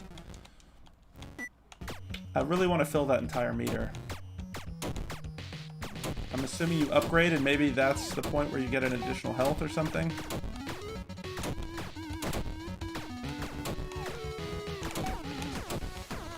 Will we see different like enemy types? You almost have to imagine there would be, right?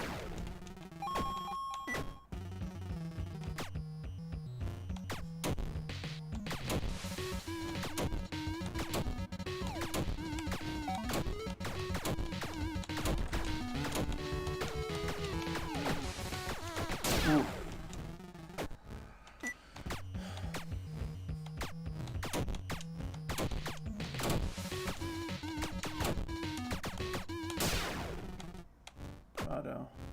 Oh, so it shows your scores in comparison to others. I think ours, if I'm not mistaken, the top one we've got so far is at 61. Oh, no. I love the generated names, though.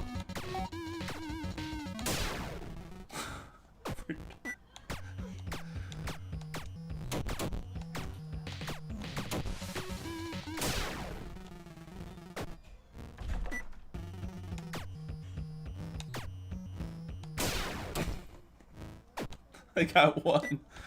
Oh boy.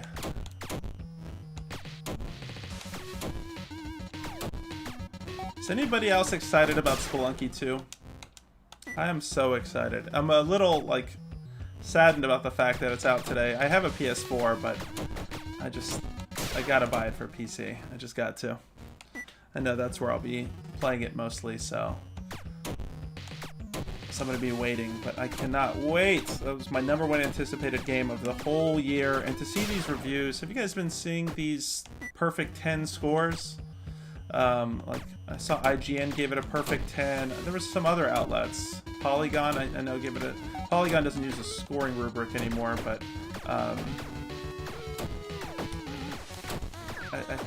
seem to recall quite a few on Metacritic giving it like in that 90-100 range.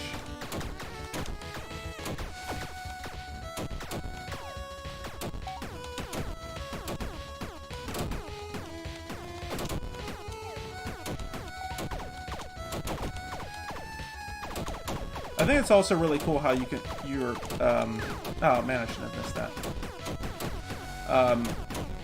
It's kind of a necessity for the mechanics, but that you, when you go off the side of the screen, you come back on the other side.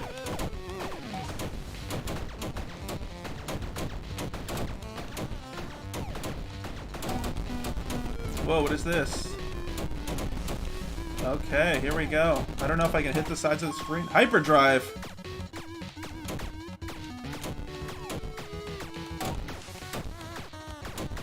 Your boy is doing good, folks.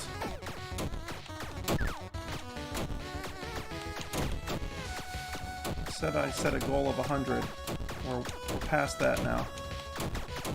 Oh, I knew that was coming. Painful. 129. All right, Amar, what do you got? As much as I enjoyed Spelunky 1, I feel like there are just so many games like it, and it doesn't look that much different. You know, that's the interesting thing. Here, let me read your comments first before I say something about it. I will play it, but not feeling in a hurry to, I guess. I'd play Spelunky on Switch if it comes out. Let's go. Yeah, appreciate it, man. I'm sure you're probably way higher score level. I know you got experience with this game. You know, that's the interesting part, though, about the reviews for Spelunky 2 is that how fresh it feels. Like, that's what I think is so interesting. Because, yeah, on the surface level, it looks very much like, you know, like additional content for Spelunky 1. But it sounds like there's a lot of new stuff. not only just like small things like you can mount like animals and ride them, but it seems like there's a lot of like new mysteries and because of the environments. And that was some of the most fun about playing Spelunky the first time around. I was back playing like the Game Maker edition, and like I didn't even know, at first like you could sacrifice people and this and that. Like there's things you have to pick up upon multiple playthroughs, and you see all the emergent gameplay. But I hear you on that. I know that's a concern among folks, but it sounds like based on these reviews that came out today that yeah, I think you're right. So you said the developer he made a board or a card game, and he has worked on Derek Yu,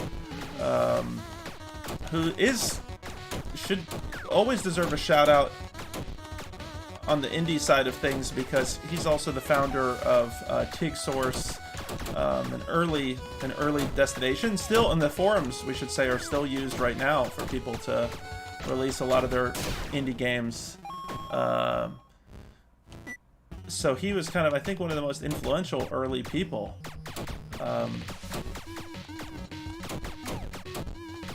Yeah, he also released this kind of like, it's like a micro game collection. There was a lot of fanfare around it, and I actually don't know what the final release looked like. I need to look that up because I'm a big fan of his. It was like an indie like all stars kind of like thing where there was just a bunch of big indie developers, and they got those.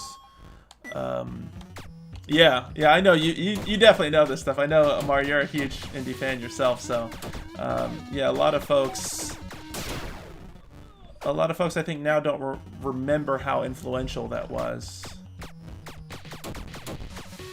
I'm trying to remember when I was on there, like almost like on a daily, probably like 2008. And then there was also, what was it, Pig Scene? I don't know if you remember that one. That wasn't around as long, and I don't think as influential, but that was like Pretentious Indie Game Scene, I think was the acronym. Oh, but that was another one of those kind of early, 2008, I mean, that whole time was pretty significant. A lot of it had to do, I think, with a lot of things getting more mainstream on Xbox Live Arcade, too. I mean, 2008, we saw Braid, we saw World of Goo, we saw, was Castle Crashers a little bit before that? I know that was kind of like part of that big... Braid, World of Goo, Castle Crashers were kind of like, I think, some of the big ones to really, like, make people really think about stuff.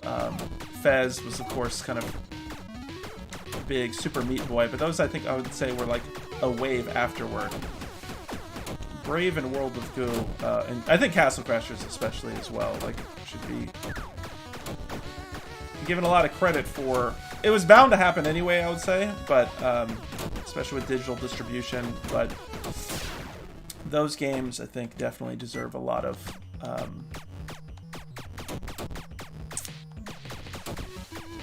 respect in that regard.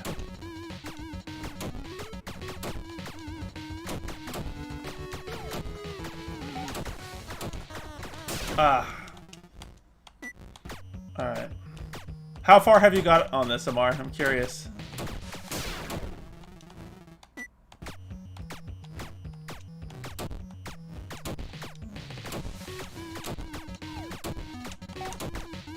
There's definitely like a controlled way to do this. It's like if you double tap, it's almost the same as not moving directions, right?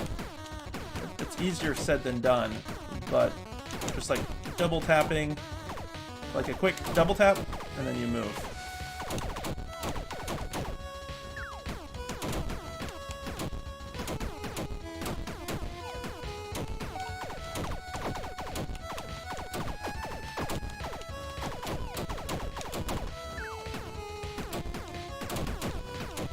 This is one of those games you really got to get like synced into, kind of like Super Hexagon. What you got? Not further than you, 73-ish, best I got. I always seen in the arcade, but was always busy doing other stuff. I know some Killer Queen people who are really good at this. Yeah, I was excited. Yeah, I remember you talking to me about this recently in terms of it having an arcade cabinet. Do you know if the arcade cabinets are like official? They seem to be like sanctioned by the developer, but I'm curious if they're like created by the developer. I was gonna try to reach out to them for the project I've been talking to you about. I think this would be, you know, obviously a perfect fit. So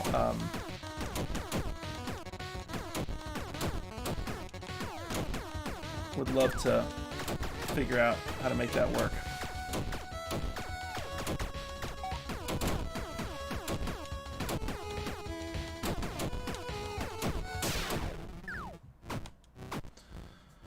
People who leave it in the play it in the arcade don't leave it. Yeah, I feel you. That's like me right now. I gotta like make sure to leave enough time for the other games. Because we still have Far From Noise, which is probably our longest game of the night. So I probably shouldn't dedicate more than like 15 more minutes to this. But it is like Super Hexagon, where it's like super addicting gameplay.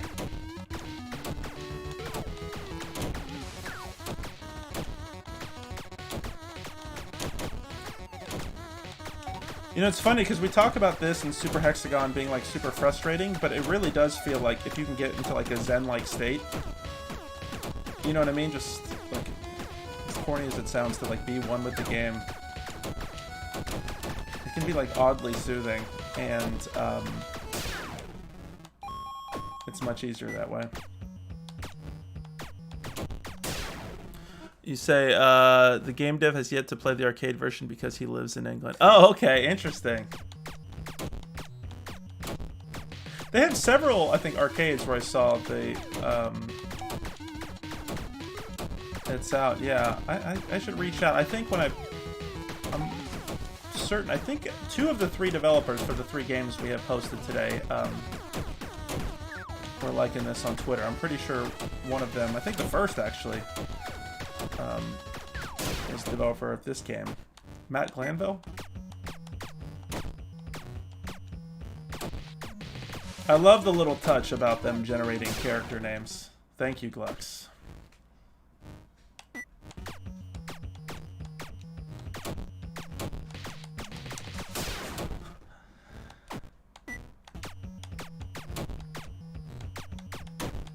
What's the Killer Queen community like internationally? Or if you know, I'm curious. It is amazing to see the growth of that game. I remember when it was just like tiny. I remember going for I used to work for Greenpeace, and the headquarters was in San Francisco, so I'd go there occasionally on like work trips, and I'd be playing it there, and I remember it was just, yes, such a small dedicated community, and then it's just blew up like crazy, rightfully so. It's such an amazing game. I'd be curious what it looks like outside of the US.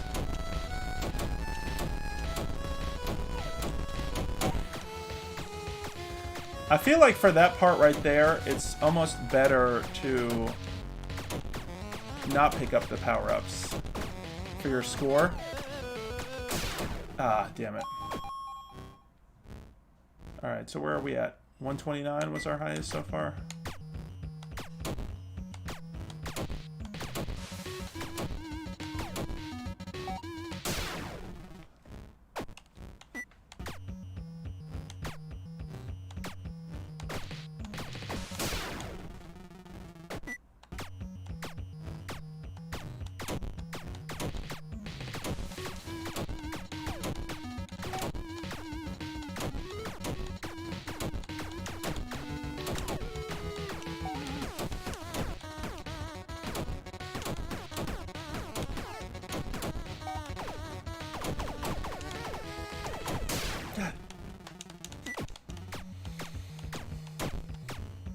Counting on Bygo.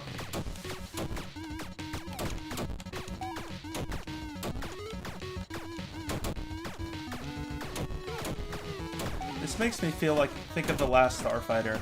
That's a movie I need to see again. I don't know if anybody knows that film, but that was like a game, or sorry, a film, I think late 80s? About a kid who plays like a game like this, and another shmup, like, you know, in the vein of a Galact sort of thing. And I think it's like the highest score, and it turns out the game is just like a recruiting device. get like the best pilot possible, like kind of like a chosen one sort of thing. I remember absolutely loving it as a kid. I have a feeling now the special effects and everything wouldn't hold up, but I just remember absolutely loving it so much. And I only think I got a chance to see it like once at like school or something. I'm like shocked that that hasn't been remade.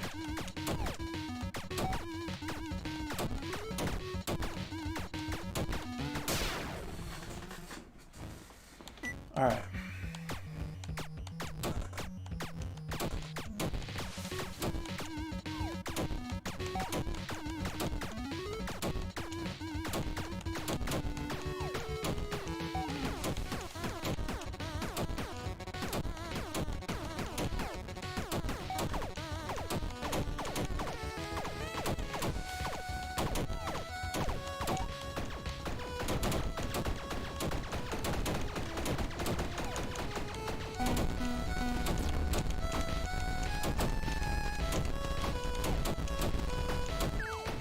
Oh, okay. So that's why you don't do the, that's why you want to take it. I'm not making sense here. That's why you want to pick up this to go to the next level, because if you run out, I'm assuming if I walked to the sides of the screen, it would have killed me.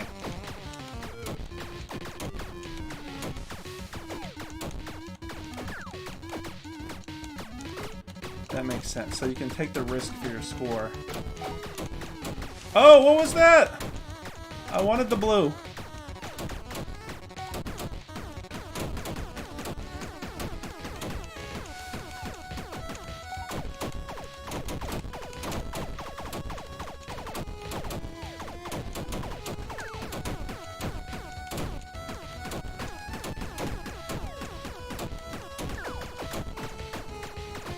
Oh, this is something.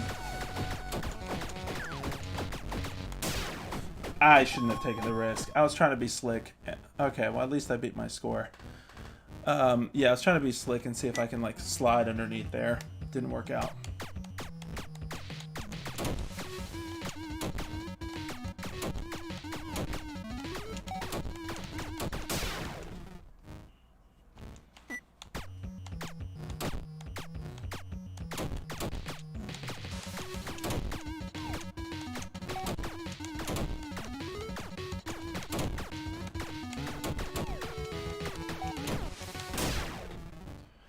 Alright, a couple more times and then we gotta jump to our next game. What is it, 8 o'clock now?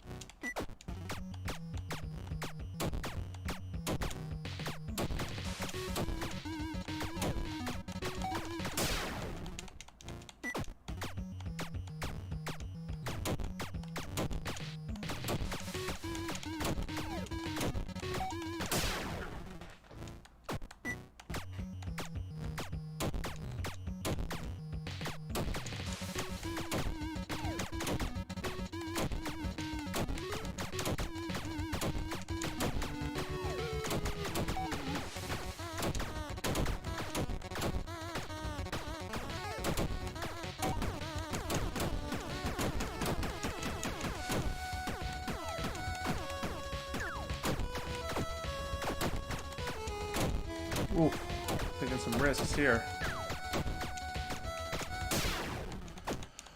Oh, man. Okay.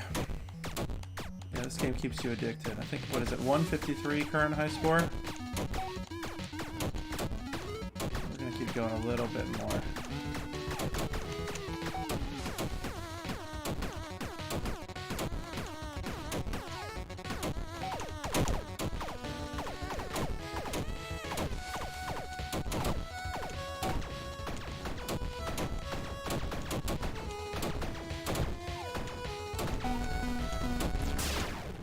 Yep, okay, well that confirms it. The sides of the screen during that section definitely kill you as expected. These little creatures remind me of the red kind of like octopus slimy kind of creatures from Downwell, which is also one of my absolute favorite games. If you all haven't played Downwell before, it is incredible. It's a simple two-color aesthetic, or I guess three-color. The background's black. The screen, everything is either white or red. Almost could have been on Virtual Boy. Anybody remember that? Gosh, I still wish I have a ton of retro. Collection of like historic stuff is pretty big, but like I did not get a Virtual Boy, and I had an opportunity to get it, I remember. Instead I got like some laser tag equipment, which was fun, but as a kid, like I remember it was like on sale for like dirt cheap, and I missed the opportunity.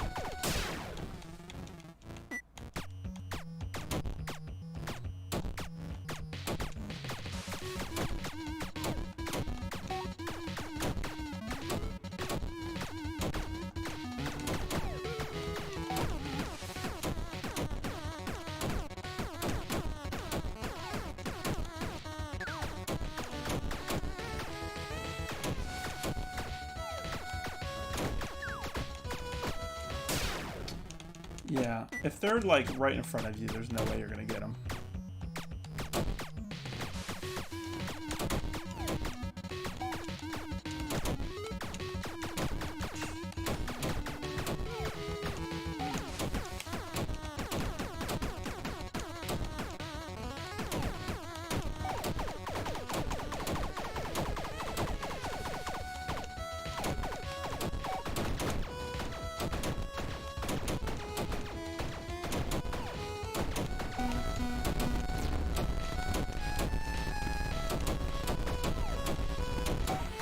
That's a clever idea. These power-ups. Did I get a blue power-up? I don't think I did yet. God. I can't afford to miss them in the second level.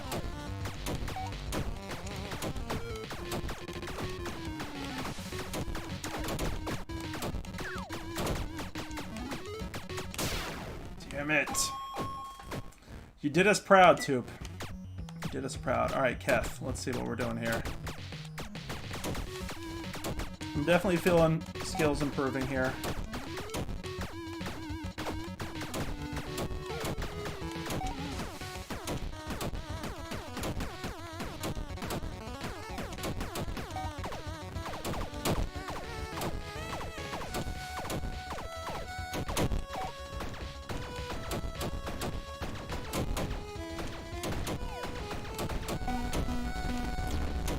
Alright, we did that first level really fast. Alright, Sector 2. That's the interesting thing about the... That's the interesting thing about the score when you factor into it. It's like... You're encouraged to... Your score is strictly based on how many enemies you kill. You also seem to want to... I wonder if like expert players purposely try not to get to level 2? Because we got to level 2 fairly quick. I think it was like 39 enemies and we were getting to level 2. But one of the runs we were like at 100 enemies just before. Especially if they start introducing new enemies and you start... it gets harder, then you might be encouraged. Oh, damn. Alright, let's give this like 10 more minutes.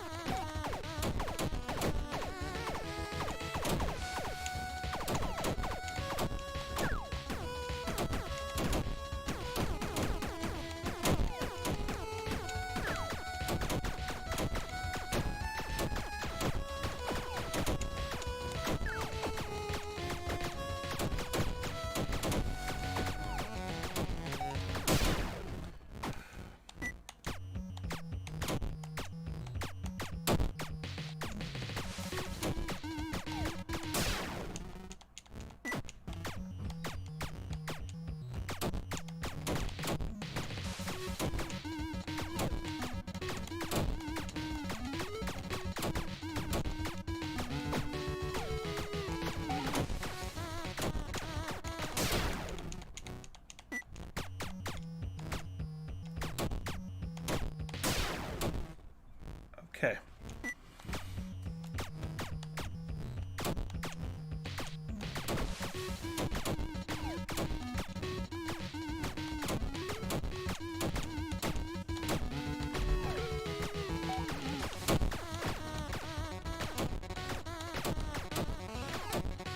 So for those of you just joining us, this game is Switch and Shoot. It is interesting. The whole game is played with one button. Everything, from the movement to shooting, one button.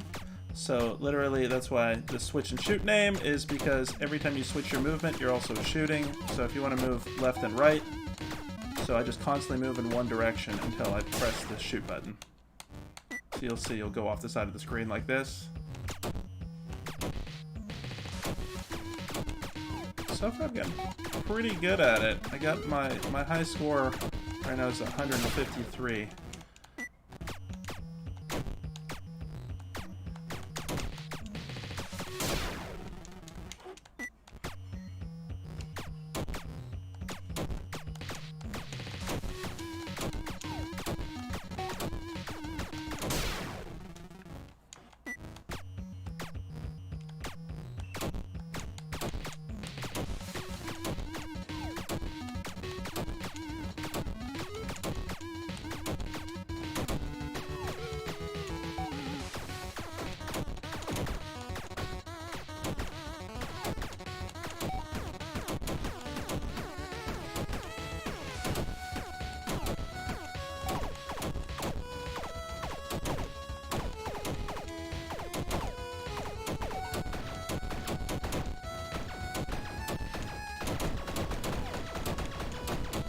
Oh, come on.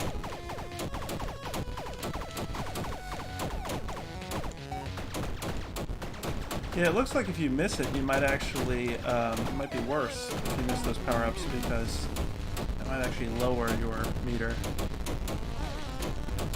Oh, no! Not good. Maybe, actually, for score, like I told you guys before. Actually, for score, you know, I bet you expert players do this. Like, they take advantage of how long... They probably don't do what I did and go that far. Hey, maybe they do. You see how much higher our score is? Look at that. I already beat the record. Yeah, this is, like, the way to do it. Because I'm not sure if you're motivated to go to Sector 2. I'm assuming it's actually more difficult. And... so it doesn't seem, like, worthwhile to try to rush through.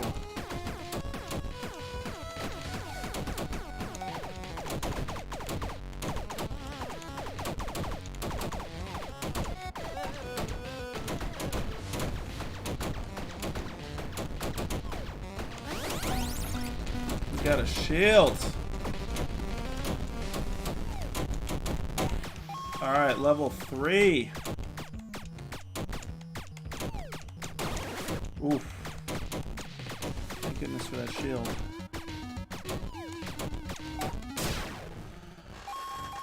.304. I'm proud of that. I should like stop there and retire, but I'm gonna continue a couple more times.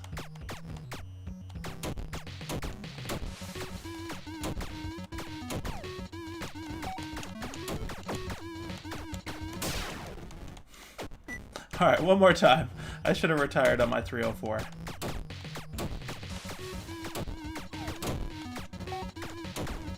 You know, the interesting thing, or the nice thing I should say about a game like this is it doesn't ever, like when you die, it never feels unfair, you know? Which is always the hallmark of a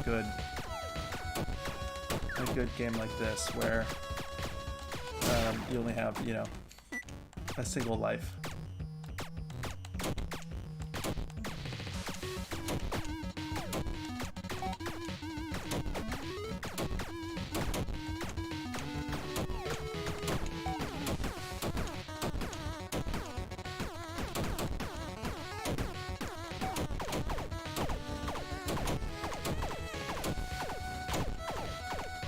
The other nice thing, I guess, is you can play the whole game one-handed.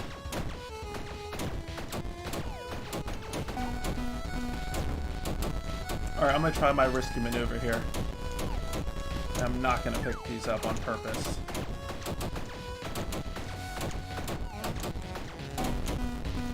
I wonder how long it'll let you do this for. I'm assuming it's just gonna increase in difficulty, so I'm gonna purposefully skip those.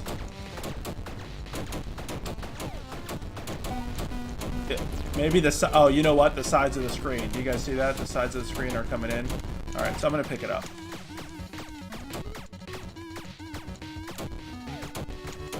I like that though, that it rewards high-level play there.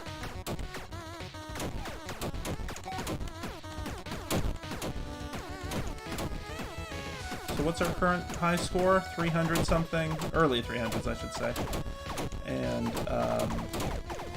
level 3. There we go.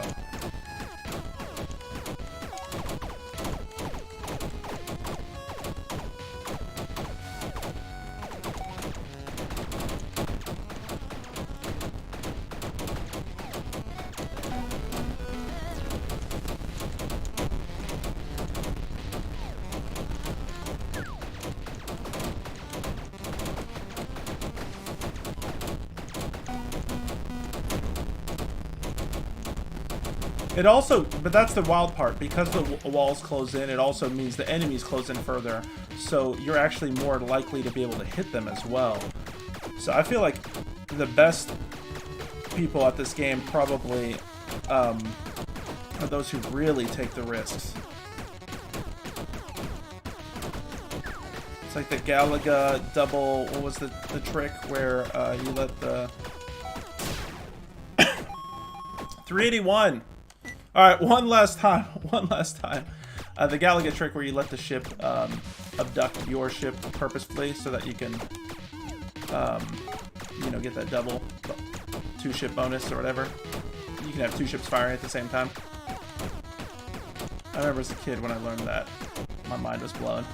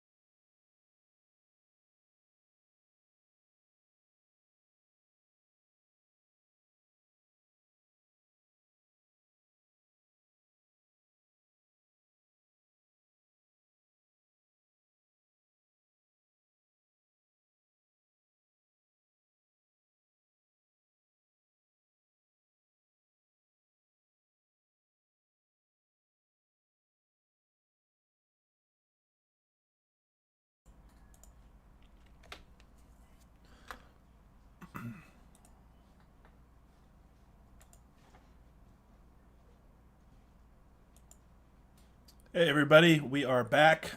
We are going to be playing our final game of the night, which is Far From Noise, from George Batchelor.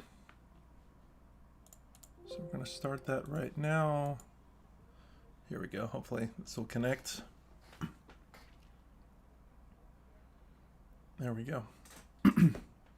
So I know I watched a good amount of Angelic Layla playing this game, but I purposely kind of like cut off towards the end because I didn't want to have any spoilers. But I'm looking forward to this.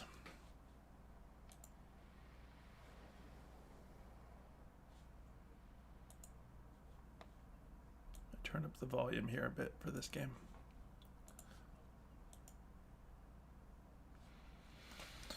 All right, let's see.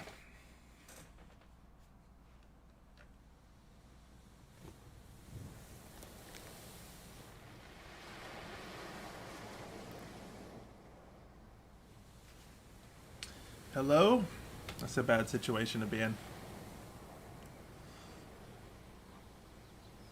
Let me move the camera actually for this. Maybe in the corner. Yeah, that might be more appropriate. So you can see the rest of the scenery. Hello?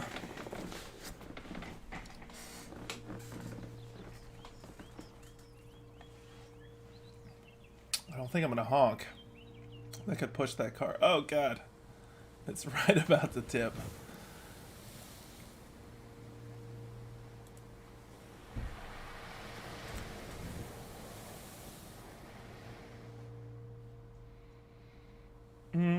Is anyone there? Can anyone hear me? Is anyone there? All caps.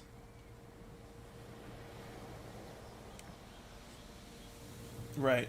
Just breathe. Deep breaths. Not too deep. You don't want to tip this whole car over. In. Out.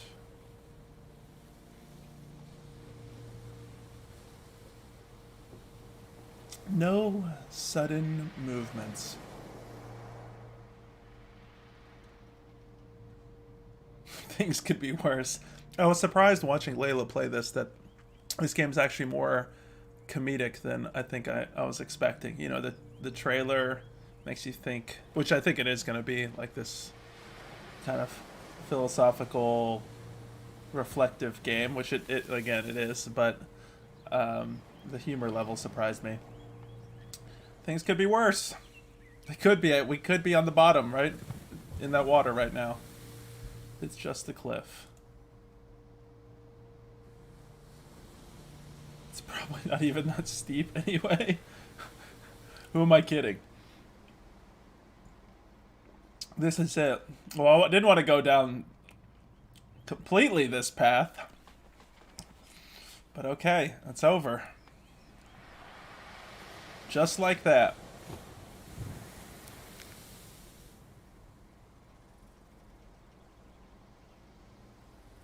One minute, everything's hunky-dory. Next minute, you're French kissing death. There I go, driving away from my hardships.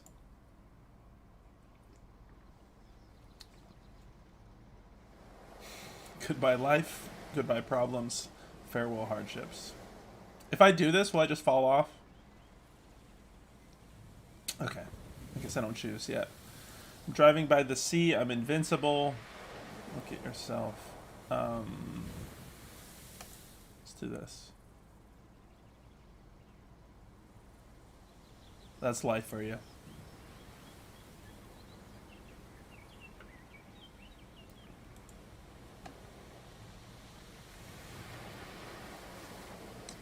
I've really screwed up, haven't I?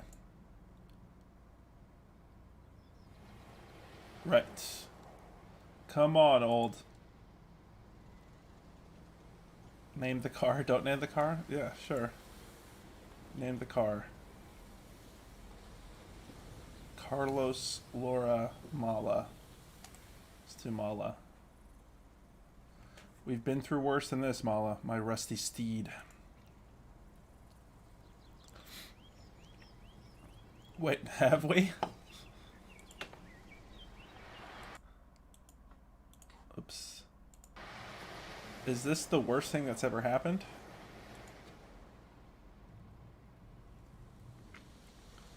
Remember when your steering wheel came off? Or there was that thing. The steering wheel coming off pretty serious. And we drove into a phone box. And I scream fainted. That was definitely worse.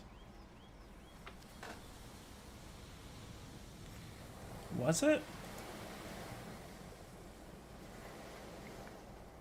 Crap.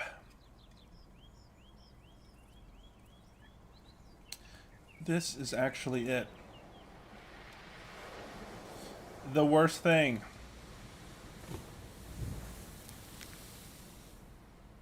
Is that a squirrel?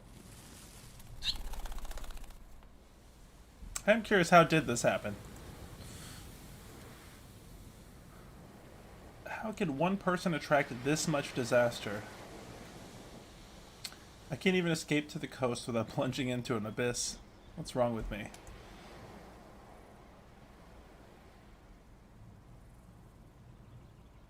So much for clearing my head. Not even gonna have a head soon.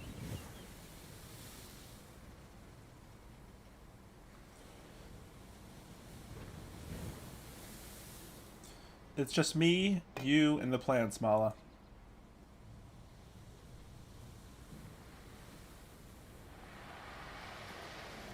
Right then. I know as well as you do that you can start up and get us off this cliff. That thing's rocking. No worries. Just one little startup. We've done it a million times before. We're gonna try to start this car? I don't know about that. I guess the driver... I mean, I guess that's us, right? Can we not... Should we try the radio? So I can eat the battery. I don't know why we tried the radio first, but I want to do it.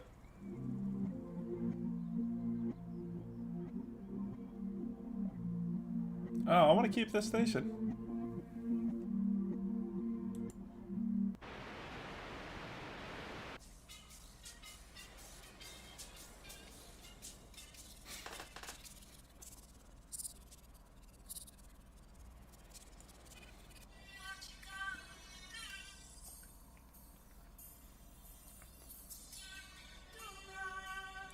So I can just sit here and rotate all these stations.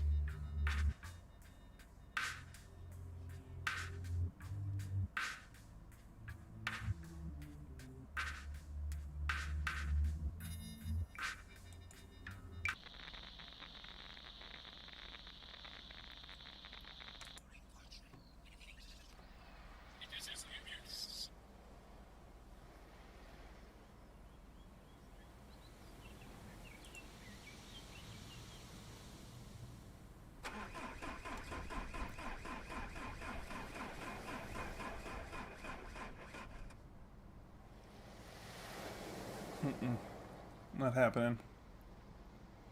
Gosh, what would you do in a situation like this? Like, gently try to make your way back?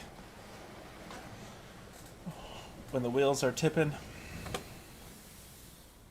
Don't do this to me now. I thought you were done breaking down, Mala.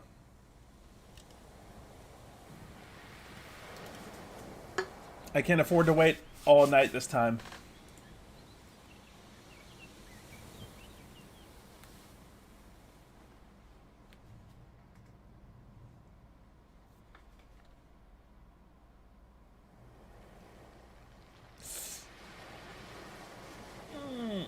It's painful. They did a great job with the animation here.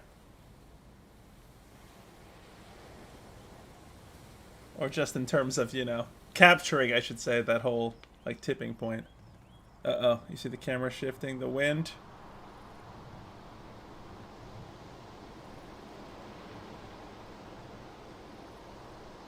Great. I was just thinking we needed a windstorm. Come on, Mala, come back to life.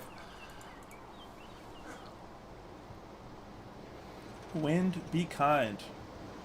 See, I want to say this because, you know, we've featured a lot of games on Indie Game Club that have a minimal amount of like interactivity, so to speak, or less interactivity than you may be used to. But I think games like this that just have such quality writing, I mean, it always just makes it such a, it takes it over the top and makes it such a good experience. As you've heard me say on Indie Game Club many times, like, you know, we don't have like a litmus test on like the amount of interactivity that, you know, it's not like we have a threshold that must meet these requirements to be a game. I'm a big fan of this whole idea that we should be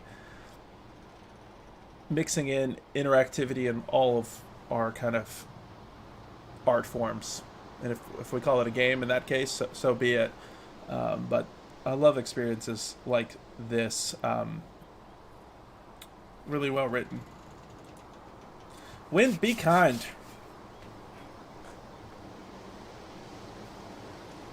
Oh no. I said kind. Kind.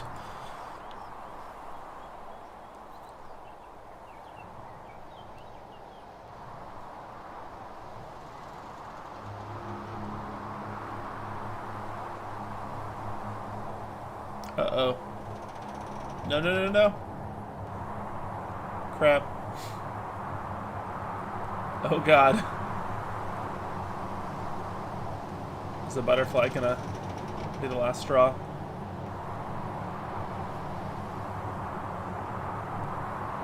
Crap.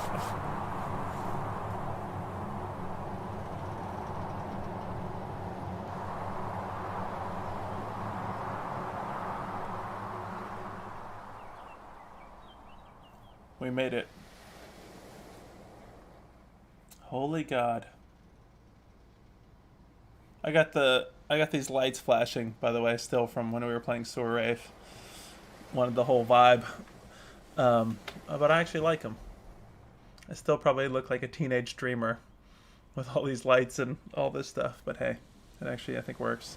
Holy God. I'm still here. I thought that was it. I'm still here. I'm just stuck here waiting for the next slap from nature, aren't I? Malo, why do you choose now to break down?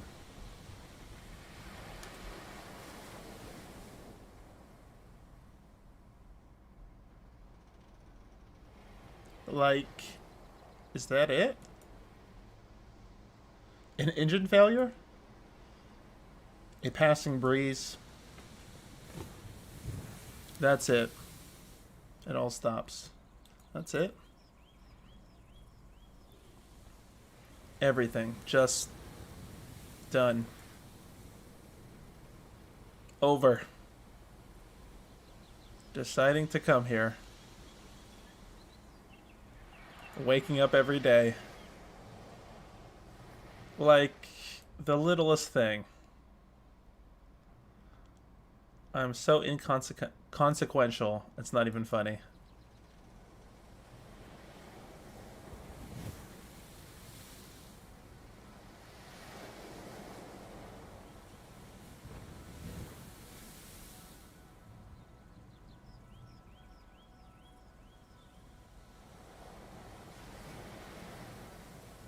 Oh, here's the deer we saw in the trailer.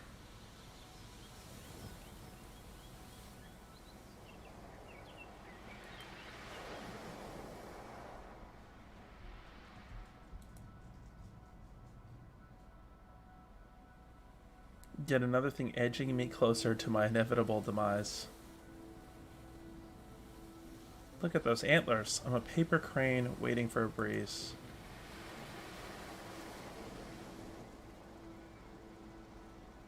Hey, Dotsa Bubble, how are you? Missed the Dancing Rats? Yes, that was the first game we covered. Darts of Bubble, did you miss Switch and Shoot as well? Because I particularly was thinking that that would be a game that you'd be interested in. It has that arcadey feel of Super Hexagon. It's a one-button shmup, like a good old classic shoot 'em up, like Galaga style. It's called Switch and Shoot, and it's one button, meaning like that one button, you press it and that shoots, but it also changes directions. So if you're just constantly moving one direction until you press the button, which shoots and then switches you the other direction.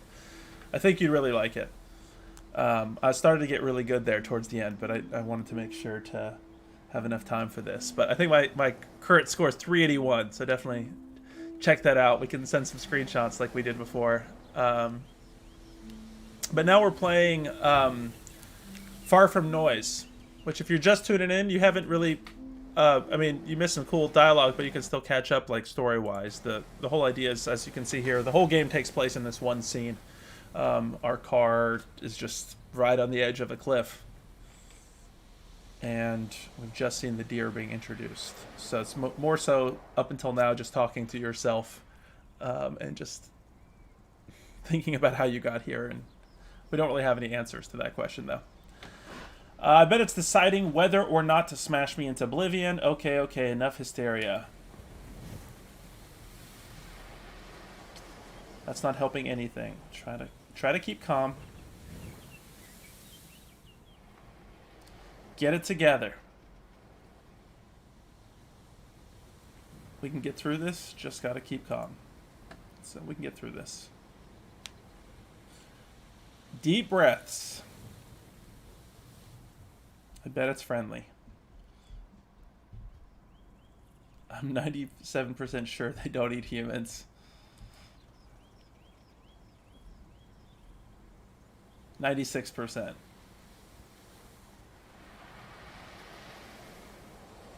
Okay, all the more reason to make friends. Don't make any sudden movements, Mala. Let's do all the more reason to make friends.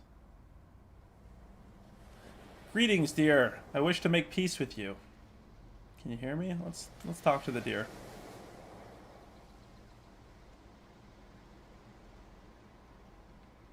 Can you hear me?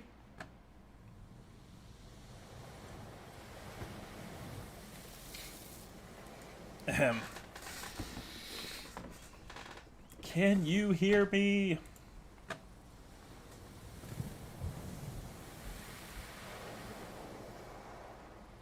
I'll take that as a no. Unless he's ignoring me. Are you ignoring me? I'd ignore me if I were him. He's biding his time before he antlers me into oblivion. Let's do this.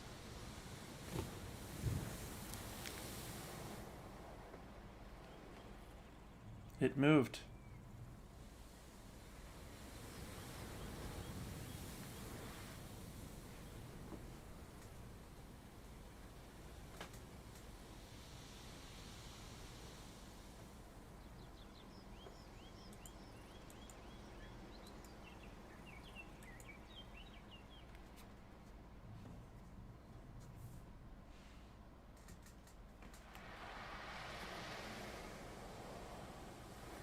What is that deer looking at?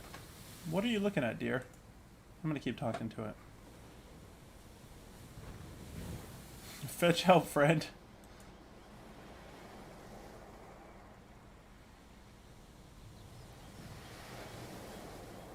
Get a net or something.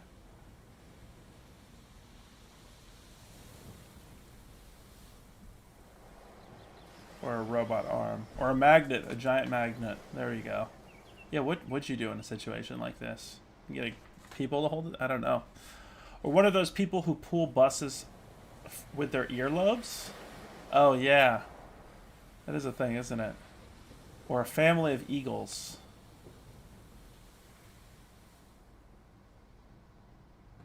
Or just stand there. Looking at nothing. That's helpful too.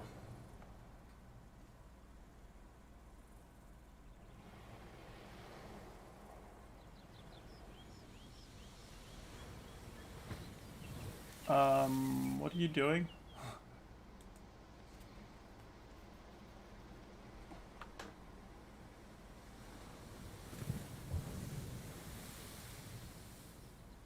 No, those antlers. What do you want? Yeah, enjoying the sunset. Yeah. It is cool how they did the sun. Yeah, they actually did the full sunset. I'm sorry for being here. It was an accident.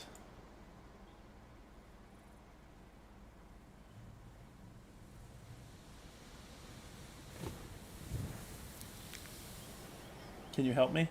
Can I help you? Let's try to reach out to the deer here.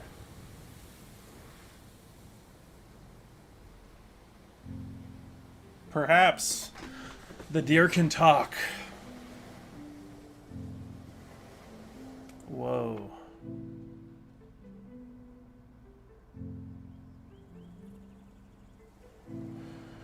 Are you... can you understand me? Yeah, it seems so. Are you actually happening?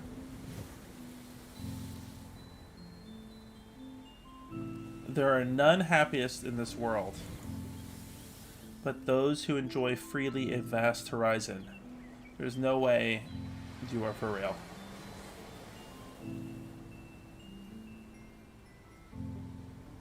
Right, so you can hear me.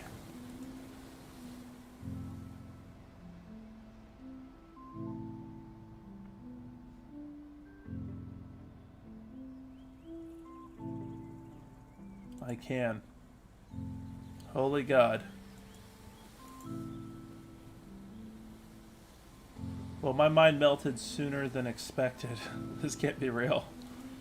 Let's give this a try.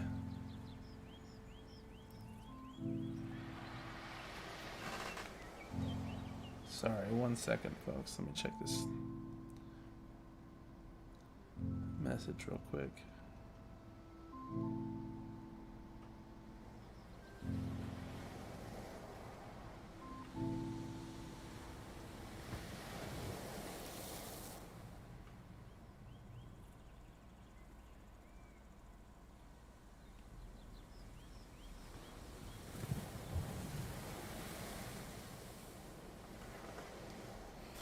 Okay.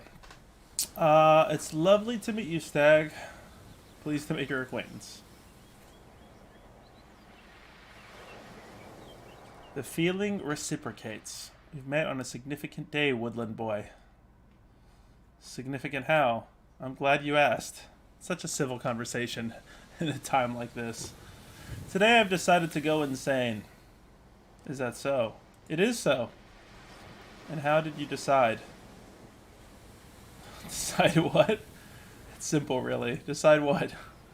To go insane. Firstly, I drove off a cliff.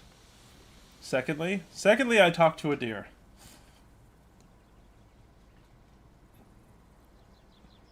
Thirdly, thusly, yet to be written, uncharted.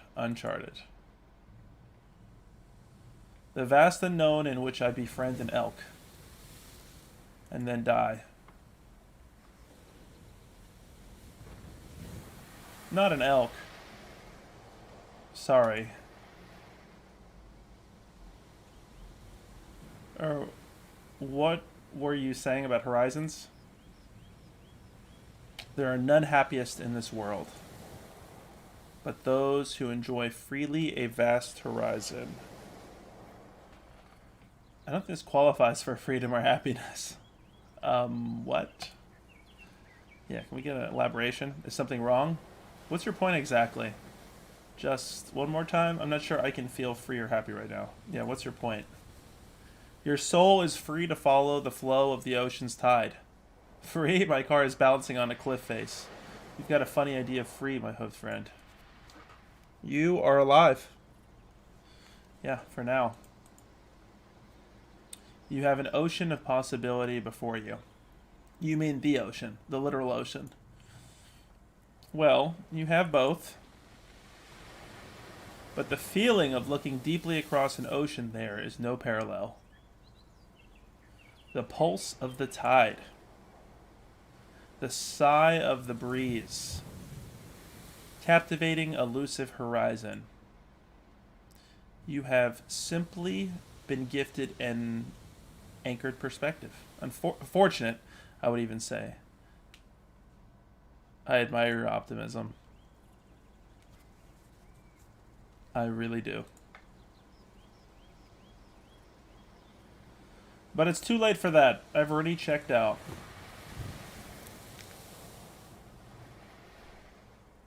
You seem to still be clutching on to me. This isn't about life, it's about death.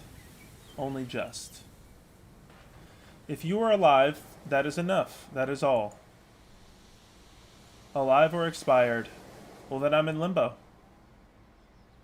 Is this how you envision limbo? To be honest, kind of, yes. I've hitherto endeavored to avoid the thought, actually. I don't know what I'm going to pick for that one. Let's do this. To be honest, kind of yes. I'm trying to go with my gut on these choices today. You really are, the deer said, I suppose in time all becomes clear. You really are an unrelenting fountain of encouragement. Thank you. Above all else, we have hope. What the heck am I supposed to be hopeful for now? Hope's gone. Way gone.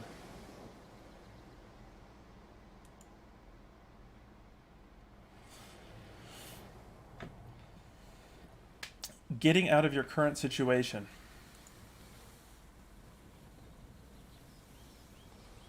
Assuming that is your ambition. The talking to a deer situation? The hanging off a cliff situation? Is it a situation with a conclusion? The conclusion is not out of your control.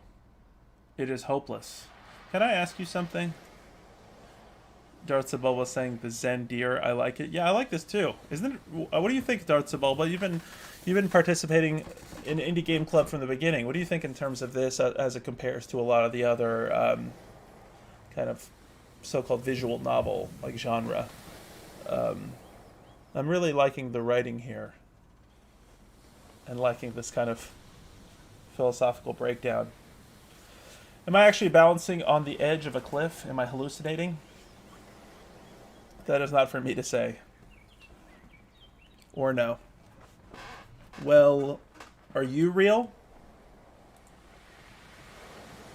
Darth Sebulba saying, I love this story so far. Yeah, me too. I'm really curious to see where it takes us. I feel like this is kind of the point where we're really going to hopefully start digging in further. Oh no, I missed something. What did it say? Let me look at the stream here. Luckily for the stream delay, I'll be able to catch this.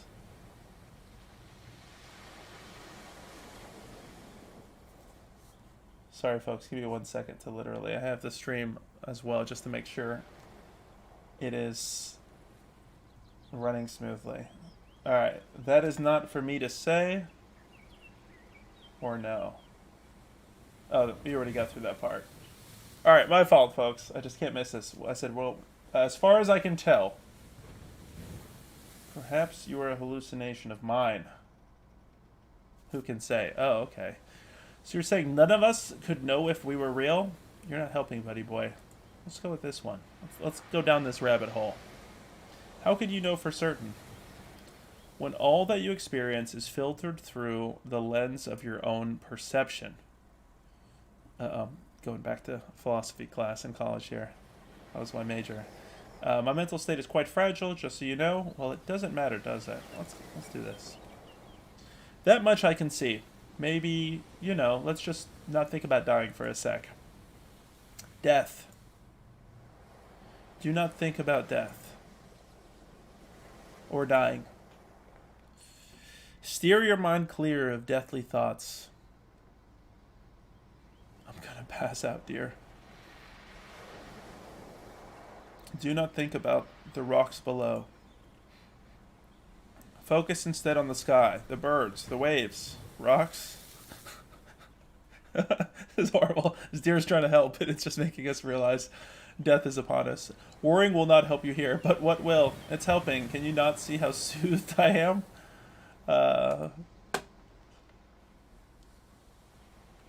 It's cool just reading the options that you have.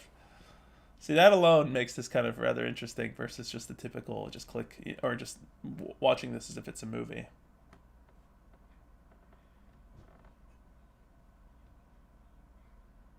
Close your eyes.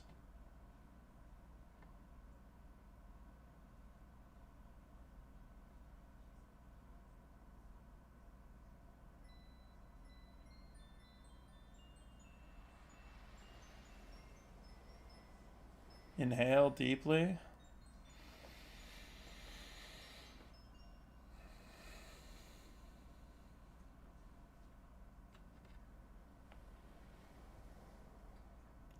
Count backwards from 5.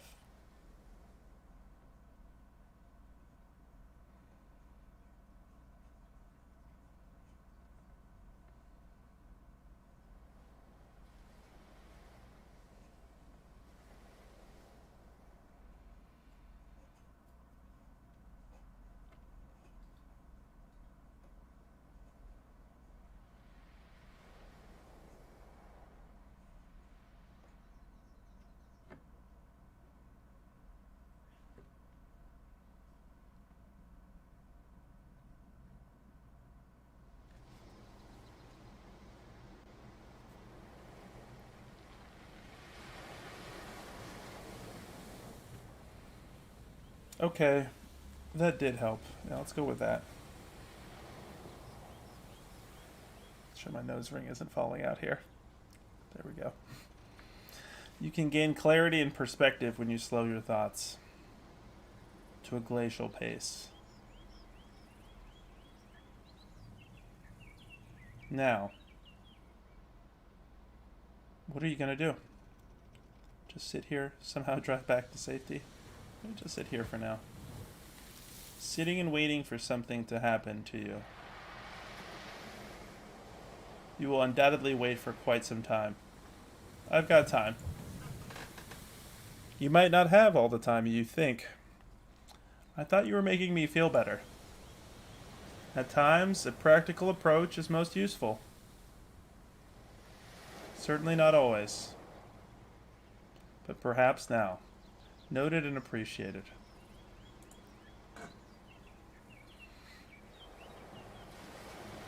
Let's try reversing.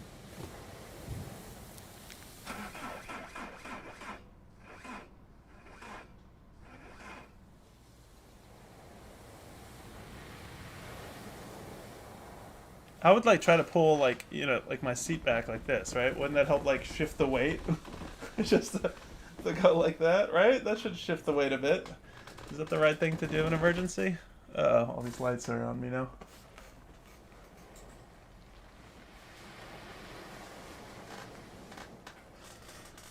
Okay, bad idea. The car is still messed up. Poor Mala. Mala is the name of our car. That did not sound quite like the correct noise. It's absolutely the incorrect noise. The radio was sort of working. I thought this might happen.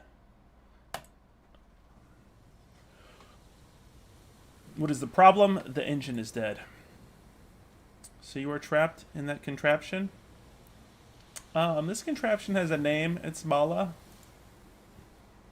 Apologies, we were not introduced.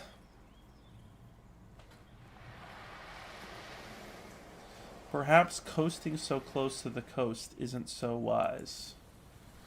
With a problematic engine such as yours, perhaps yes. Thanks for the advice. It's the least I can do. It's a bit late for it, though. Difficult to say. It depends on what you are able to do.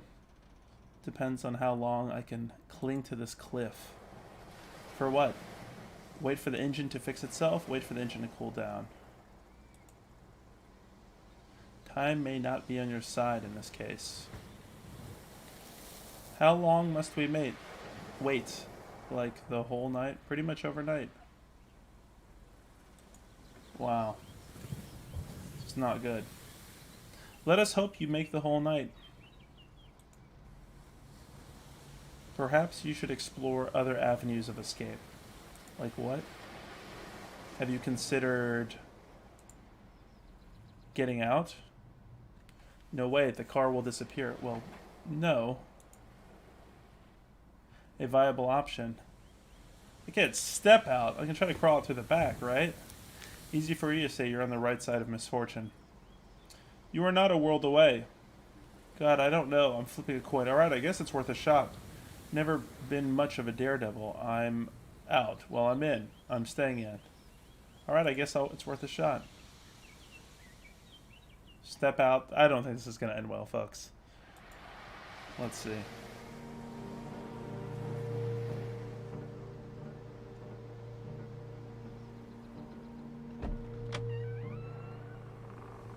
so he can tell me the future. Yeah, I feel you. I think we're all Savage Boy. I think we're all in the same boat, my friend. Like, I'm trying to figure that out too. Like, I think today that's what's like hit me hardest. It's like trying to be with my children and like do like online schooling and all this stuff, and just being like overwhelmed with work and parenting and everything with life at the same time. It just like, I think today hit me in a big way. So maybe I needed this game today and this raid and everything else of all days, because it does feel a bit 2020, right? So at night we would creep up the stairs, videotaping our escapade. My dad would pretend we were these muscle-bound demon hunters and he was our #1 fan. We made these totally amazing films, so over the top and dumb, of us just ascending the stairs up to the demon lair. When we'd get to the top, my dad would run in before us screaming, and the towel demon would claim his life. Me and my brother would be all dramatic and charge in to avenge his death with an onslaught of hand towels.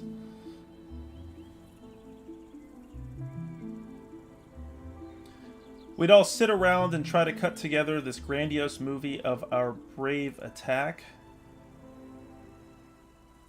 It was the greatest.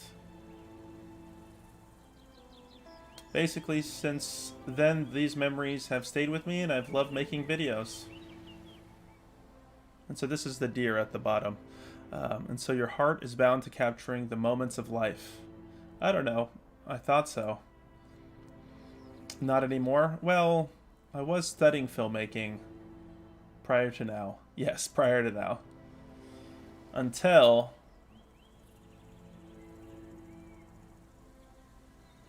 I left university, I checked the heck out. Let's go with this answer. And I should say we'll be discussing this on Thursday, on our Thursday show. So if you enjoy, like, hopefully you enjoy stuff with indie games, but if not, you want to expand your horizons and check out some new stuff. On Mondays we play the games. On Thursdays we have a big discussion with a group of amazing guests, and we just kind of break down these games. It's like a book club, but for indie games. So hopefully that sounds interesting to you. Hello, Meaningless Loans. Abandon my old prospects of a good old life. Let's do that. What led you to leave? I don't know. I just didn't feel like I could do it. Like, I'd waited for such a long time. And when it came, it was so overwhelming. It wasn't what I'd imagined. And I didn't feel like I could do it anymore. Maybe I'm not smart enough. Maybe I'm not creative enough. What if you never went? What difference would it make? What else am I going to do? You would figure it out. How? Whatever you were meant to do would make itself clear. Fall off this cliff? Perhaps that is it. Why not make this meaningful? I can't just decide to give things meaning. Surely that is all you can do. Then everything is meaningless. It only means nothing if you deem it so. We're busting out some kind of existential thinking here. This is interesting. So it all meant me dying in a car? It all meant something. But for now, perhaps it means watching the sunset on the edge of a cliff.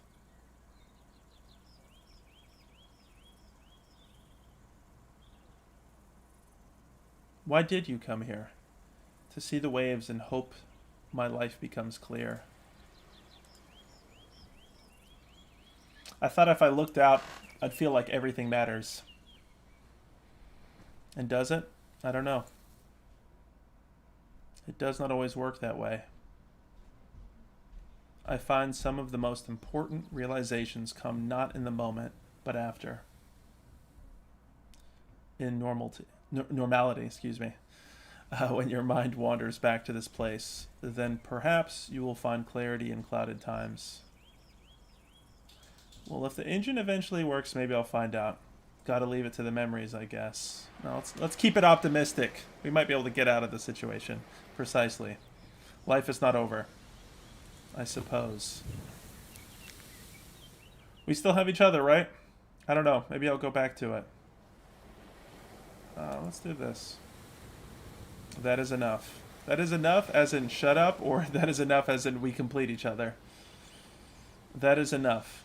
You're difficult. But I like you. And I you. You're sweet. How many games do you have where you're talking to like a philosophical deer like this? This is pretty wild. Where were we? Life, death. Let's keep going with the life. Are you ready to bear witness to life's conclusion? Who is to say it concluded? It concludes. You mean the afterlife? A new beginning, perhaps. It's the beginning of being dead. Which isn't much of a start. It could be. Who's to say? Who indeed? You? Are you like the angel of death or something? What do you think? I don't know what to think anymore. You're baffling, dear. Let's do that. Are you an angel? Of course I am, girl. Look at me. In every sense of the word, no. Okay, so we can really steer the conversation here. Oh, this is from of course, the character's perspective, not the deer.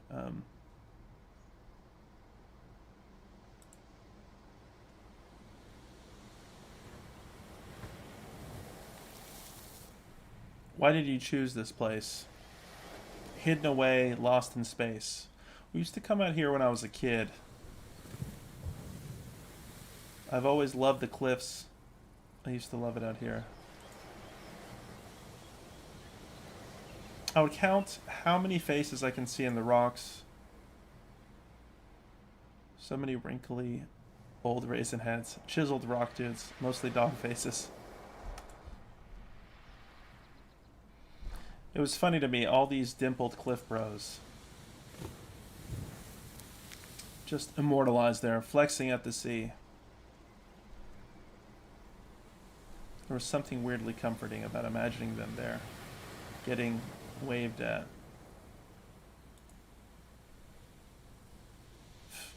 Get it? Get what? Waved at because waves. Never mind. But yeah, knowing they were there, or at least thinking they were, was always comforting. My unmoving boulder uncles always got my back. I don't know, there's something about permanence that's comforting, I guess. I was a pretty weird kid. I think this is definitely something we can kind of relate to.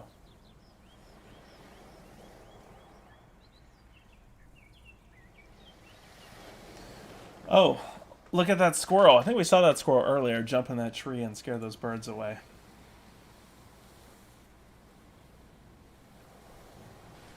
Good evening, friend. What do you think it wants? Are we going to be talking to the squirrel now? That'll be interesting. Happiness. I mean, right now. Or besides that. Why is it here? To find that. Well, it's not going to find happiness here. This is the misery zone. Sorry, squirrel, you're entering the misery zone. Turn around before the plague of sadness consumes you too.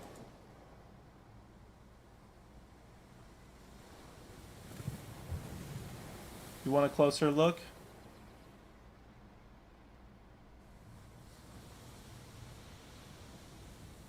Fetch your acorns.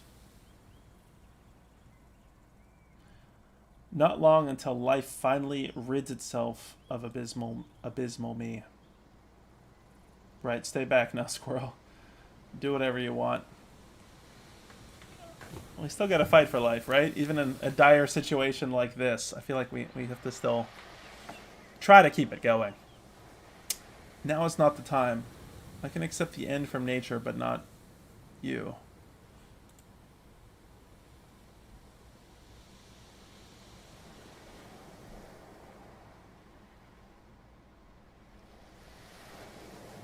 We never tried honking earlier. That was one of the first choices we were presented with. Let's just tell the squirrel to back off for now. Bye-bye, squirrel.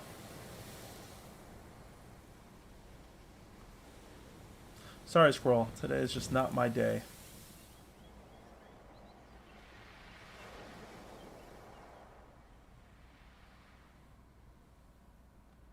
Hey, is it dark or is the shadow of death finally upon me?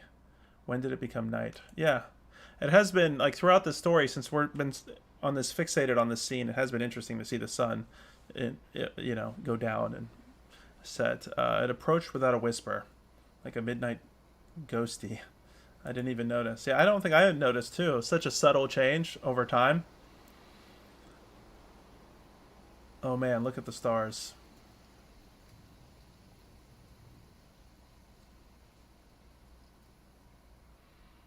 It's been like forever. I don't even remember the last time I saw this many.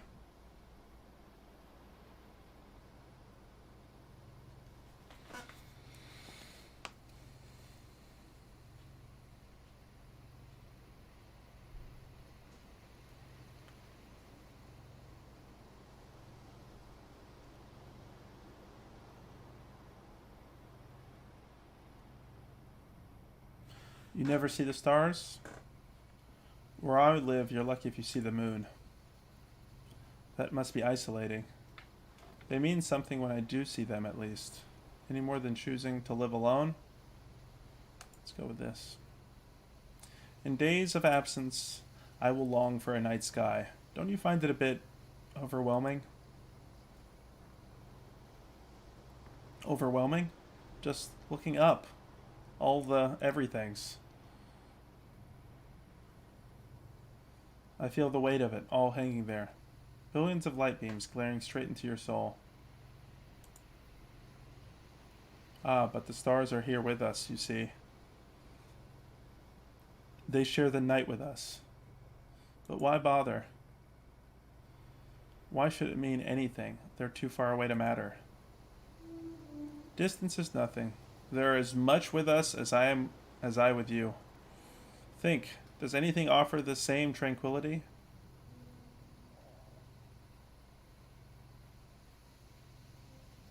Nothing lulls the soul lost in reverie as the stars.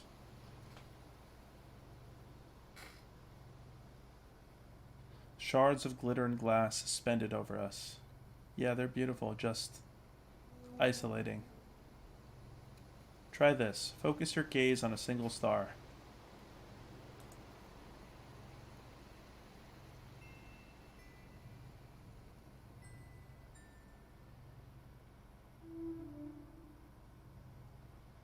Okay, got one. Consider the journey that lone flicker of light has roamed. A strand of silver weaves its way across a galaxy, streaming through celestial clouds, across the backs of shimmering worlds. A lone light finally finds itself here.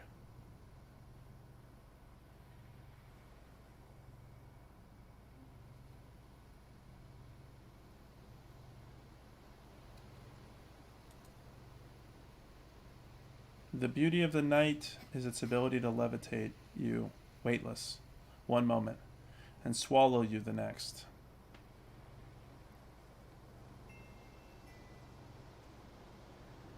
Oddly enough, it is actually nice being out here. Quite the night.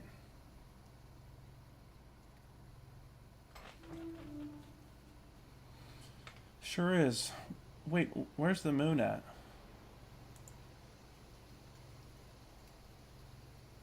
Behind you. Just out of sight.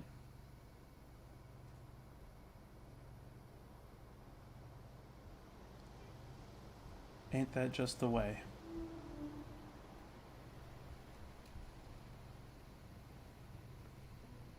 On countless evenings past, I have found myself here, gazing up at the moon, lost, weightless, suspended in time.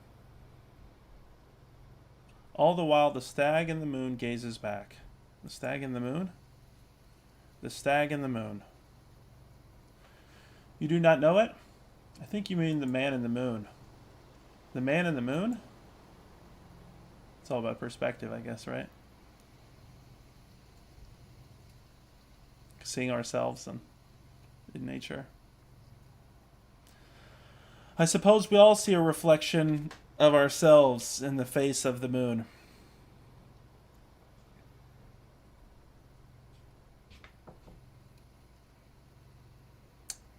Sorry, one moment here, folks. Give me just 1 minute.